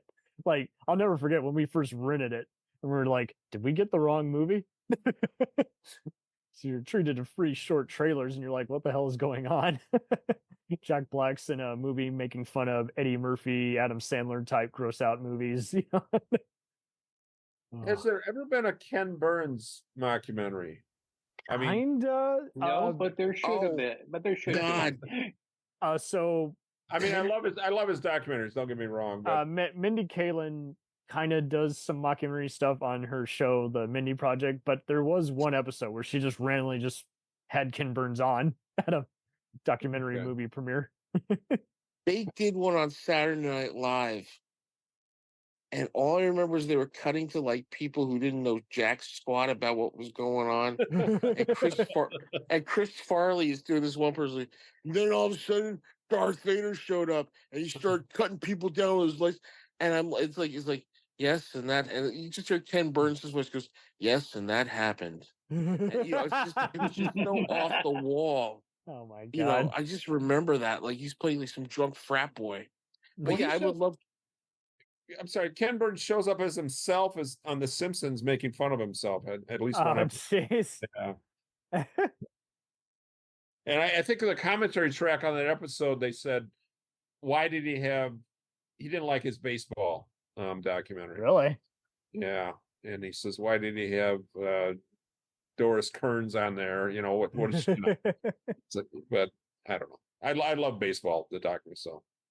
But I like it too. I watched it. I watched it when it was on. But I got into baseball because it's on MLB. I wasn't a big baseball fan until that movie. It's on MLB literally every weekend. Yeah. Yeah. Oh, MLB Network. Yeah. Yeah. But the thing actually, I was like, I'm sorry. Actually, as we found out, it's still in its first running. Really? Whoa. What? They're so long. That's the joke. Oh. Okay. Yeah. Well, he does. My wife's complaining about this too. The first couple of chapters that he said, it goes way too far back and just it's way too obscure and to keep your interest. But I don't know. I kind of like learning stuff I didn't know about before, though. So I'm not explaining that very well, but country music. She didn't like the first couple of chapters because it was so way back in country music history. Well, the thing that cracked me up was like we used to have Mike and the Mad Dog here in New York, and of course, Mad Dog Chris Russo's going, no, Woodrow Wilson didn't throw out the pitch on that day. It was somebody else. I'm like, Jesus Christ, just get over it, pal. Get over it. Yeah. Speaking of Mad Dog Morgan, there was what was the Dennis Hopper mockumentary that he did back in the day that didn't get released for the longest time? Oh, the last movie? I think so. Yeah, that was supposed to be kind of a satire / mockumentary, making fun of the movie industry, but it never got released. They had a small camera that wasn't a real camera that they filmed. Did it ever finally get released? But it was like in 2016 or some shit. Yeah, I think it did. Okay. I still have always wanted to see it, but it was one of those. I'm like, does it even exist? Yeah. Oh, I miss those days though. Just the folklore is like where you just would hear about these movies. You're like, where do I find them? Wikipedia calls the last movie a meta-fictional drama film. Oh, okay. I'll take meta as mocking. Mockumentary, yeah. Meta-fictional. I think he does Easy Rider, right? Mm-hmm. Yeah. And then he comes with the Last Picture Show, and everybody's going like, "What the hell is this?" The last movie, Last Picture. The last movie, yeah. Yeah, the last movie, yeah. Although didn't Bogdanovich do a mockumentary? I thought he did too. He did the Last Picture Show. Right. That's what I was thinking. That's a segue. I'm trying to rescue this, Mike. Help me. Did he direct Nickelodeon? Yes, he did. Yes, yeah, Nickelodeon was a kind of a send up of a lot of things. Singing in the Rain's a satire, but there are moments where you're like, it could be kind of a meta mockumentary. Yeah. But that's why I like him even more. Is like everyone else goes, "What a great movie," and then people like us rewatch him is like, "Oh, that's making fun of Jack Warner. That's making fun of these Technicolor movies."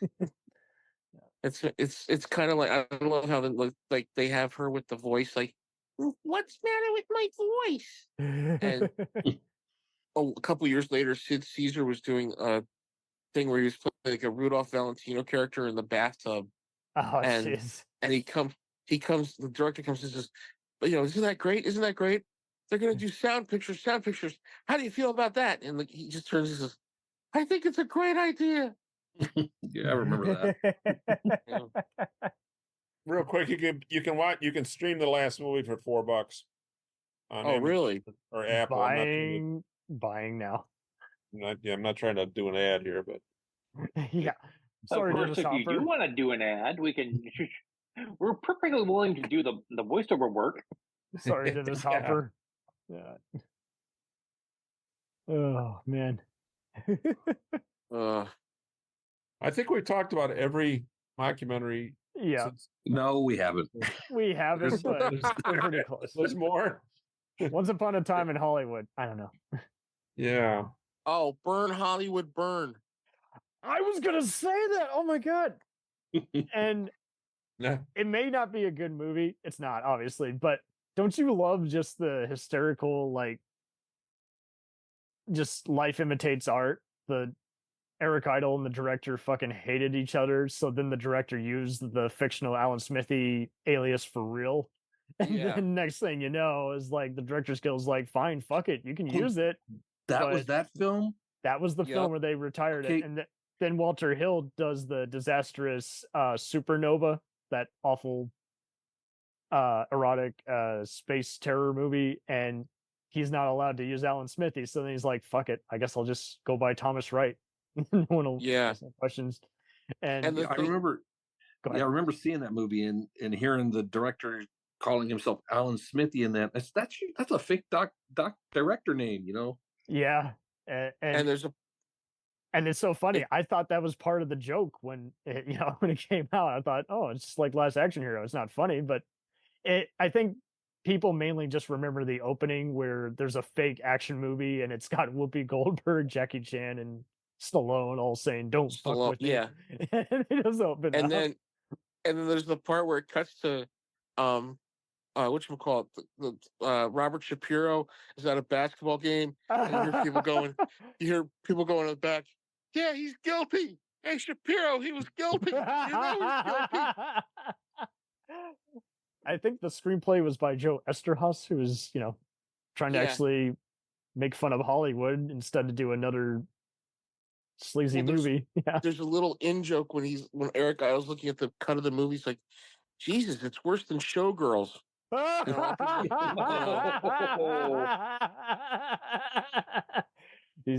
wrong. He's not wrong at all. Jesus, yeah. And I'm so glad you mentioned that because I was thinking of it before and then it just slipped me because you guys were mentioning better picks. But yeah, but man, it's it shouldn't be as obscure as it is, but it is also a shame because I feel like there is a better movie in there somewhere. Like someone should just take all the best gags and just put them on YouTube. Oh. Well, yeah. I get that it's hard, and kudos to anyone who can actually study a documentary and then just say, hey, I actually want to tackle a subject and play with people's minds, and then just throw them for a loop and stage it so well to where it's not over scripted, it's not overacted, it's people. I think the hardest part is taking actors who can take it seriously, but not having them laugh at their jokes as they're telling it. You don't want to. Yeah. They're trying to get into character as those people. Yeah. Anybody ever see Living in Oblivion? Oh, yes. Yes. Steve Buscemi, movie within a movie. Yeah. Yeah, I saw that. Kind of fits the bill. I think you're right because there's several times where he's looking at the camera and saying, God, this movie shoot is so damn hard. Yeah. Well, there's a part I love when they're talking about how to film the scene with the apple. And supposedly that's based on whoever did that. Who's the guy who directed that? Because I watched it in film class.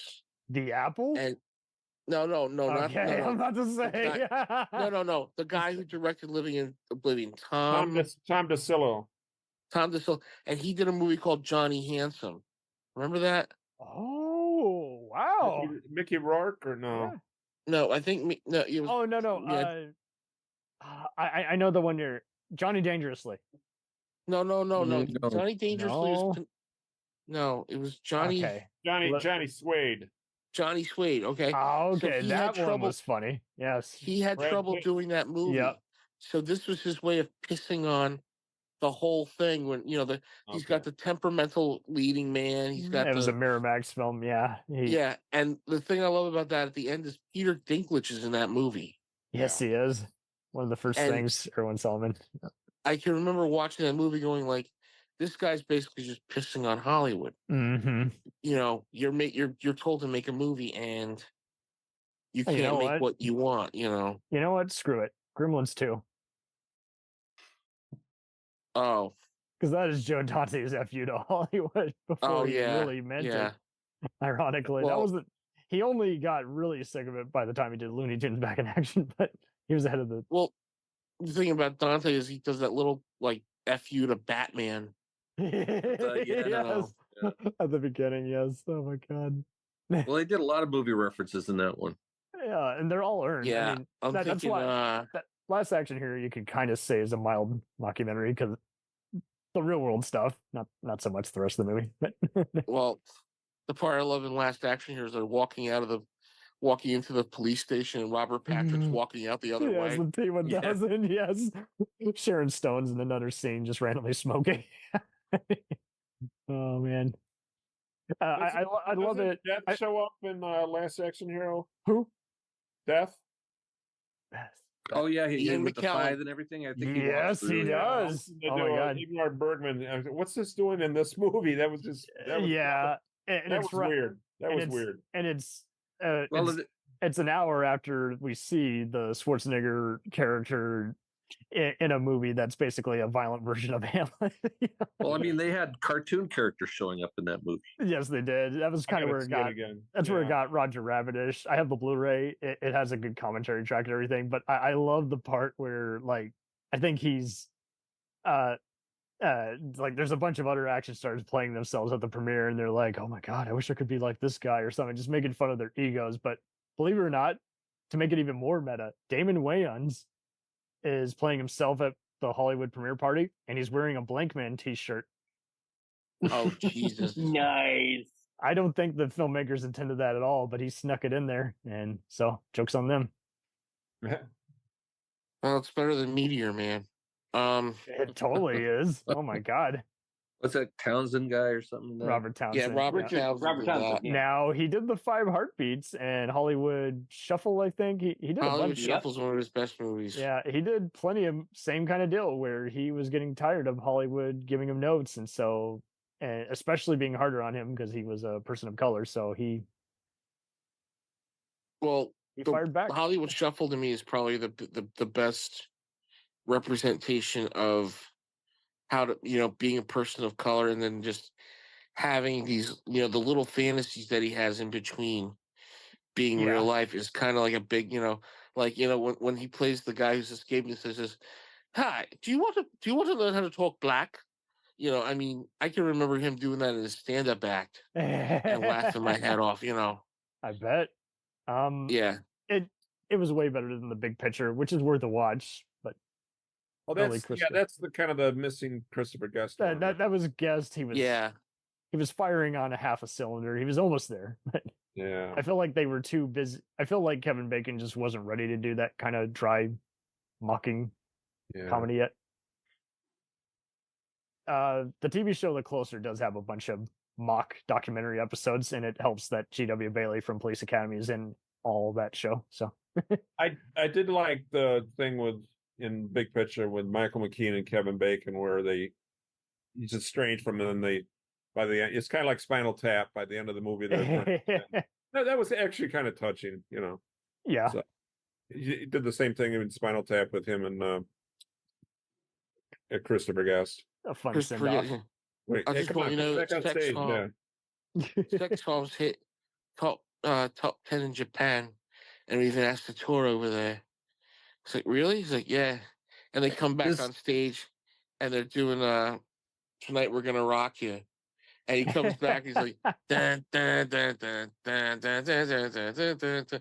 I think the one thing I love about Spinal Tap is it's like, they're not selling as much as they are, with the houses and stuff. Yeah. And they come to a park and it says, puppet show and Spinal Tap. Yeah. Wow. Well, the Mighty Wind, they're playing at a amusement park too. That's the 6 month later thing where they're showing yes, like the big group. Roller coaster goes by in the middle of their set, Yeah, they're singing, but the roller coaster's going by, drowning them out. Yep. Yeah. I really do hope the Spinal Tap sequel lives up to the name, but we'll see. I hope so too. I don't want to have a don't want to repeat. You don't want a homage. There's always this element of it's not fresh anymore because you've established it. Well, how long has it been since they did a mockumentary? When was it? Was like 2004 or 5 or something like that? Yeah, definitely early 2000s. They did some other follow-up stuff and performing in character. Well, I'm talking about like the Mighty Wind and all that stuff. I'm not sure when that came out. So if his last one was in 2016, but Mighty Wind was 2003, I mean, I might be getting a little rusty, but we'll see. And not many people from those other movies are in mascots, so. Worst comes to worst, it'll just get an extended Blu-ray of the original movie. So, well, the thing I've always loved about Spinal Tap is they played the Freddie Mercury tribute concert in '92. Yes, they did. And that's nice. All I remember is supposedly like Michael McKean says, "Hello, Cleveland," like that, and they're like,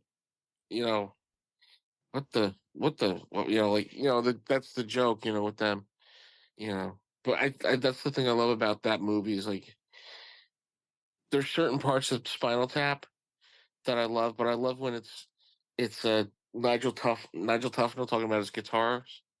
It's like don't even point at it, don't even look at it. All right, just move away from it, and then they come onto the amplifier with the 11 on it.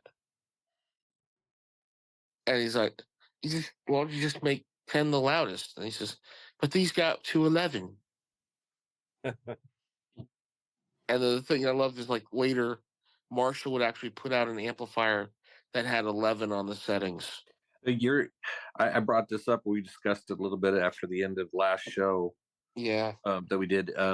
But like I was watching one of those new Harlequin cartoon episodes, and they show her pointing at a speaker, and you can see 11 on the speaker. Yeah. Homage. You know what is fun? The Mighty Wind DVD, the bonus features have several music videos from the Folksmen that are not in the movie. Like a psychedelic one from the late 60s that they actually Oh, acid folk. It's worth checking out. There's a couple in there. I think one of the songs was "Children of the Sun," not the Billy Thorpe song, but yeah. But they're pretty spot on. They probably just couldn't fit them into the movie. So I think the thing that cracks me up is the bass player who's got the beard all transitions into a woman. Oh yeah, that's Harry Shearer's. Oh yeah. That's Harry Shearer. You know, that's the very end of the movie. When they pan over to him as Michael McKean's talking, Michael McKean's talking, and the camera pans over and you just see him and drag, and I'm like, oh shit, I didn't expect that. Yeah, that's the big surprise, But I love the E that O's. Yeah. I mean that. Oh yeah, he's like transitioned into a woman, but he's doing the deep voice of the group. Yes. Yeah. And in the E-O's, they have to point out that it's a smelly Indian blanket. That's in the lyrics, I think. Oh Jesus! No detail untouched. Oh boy. Oh. Well, we covered a lot of ground here. Yeah, we did. Yeah. Congratulations. I was gonna say I don't know if Cameron's still there because he's got it on mute, but Cameron? Cameron? Cam. But I guess we can still talk, I guess. Yeah. I hope he didn't drown out or something. Guys, I'm sorry I kind of phased out before. I don't mean to. That's all right. It kind of just hit me, and I came back into the conversation. It's just I was up early this morning, even on my day off. And, I do a lot of stuff in the morning, so it's it was just kind of hitting me today. So sorry about that. Plus I cooked tonight. I went to the in-laws and made ribs and burgers and hot dogs and all that stuff. Grilled out. Grilled out. So I cut our lawn for 2 hours and 10 minutes in the 80-degree humid heat. At least we Jesus. At least we had cloud. It's a good way to lose weight. I just sat at home and watched a few mockumentary movies. Yeah, I was gonna, but I just didn't get to it today. So, what did you do today, Gil? I watched mockumentary movies. Like that cook-off I told you about was one of them.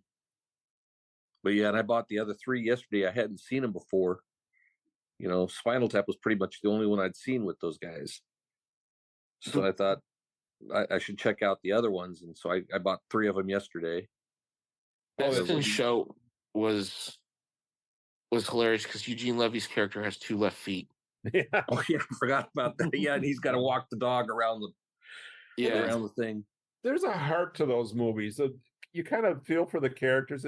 It's cool when they win because they were kind of remember they had to stay in the broom closet at the hotel because they couldn't. Oh God, yeah, I remember that. You kind of feel bad for them, and then they win the thing at the end. And we always love a fun underdog story. There's another movie. Oh, there he is. Yeah. Yes. Sorry, getting ready. There's also Spike Lee's Bamboozled. Yeah, Okay. that's kind of a dark more movie of a dark. to watch. It is. It's very hard. But yeah, 2000 was just kind of that lightning in a bottle year, where you're just making fun of just so many things and all these hard to market movies. But I think TV's got a lot more mileage out of the mockumentary style than the movies have. Which is why you hate it when something gets canceled and you're like, well, they were just finding their mark. Well, it's like I said, I didn't know about What We Do in the Shadows, but they transitioned from the movie to a TV show, and I saw, like I said, the first 2 seasons. I didn't know if they'd done any others. Yep, I think you'll dig where it's gone now. I feel like we have we wiped the floor, guys. We have successfully summed up a hard to define subgenre. What is a mockumentary? What is the definition? Good evening. How would you define a mockumentary? Let's find out. Yeah, there you go. And you gotta have someone who just looks like Hitchcock. Yeah. Yeah.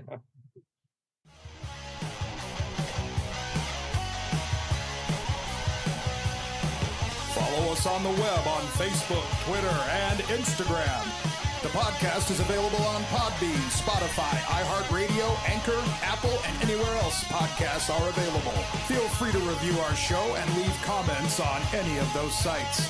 Thanks a million for listening. It's a jacked up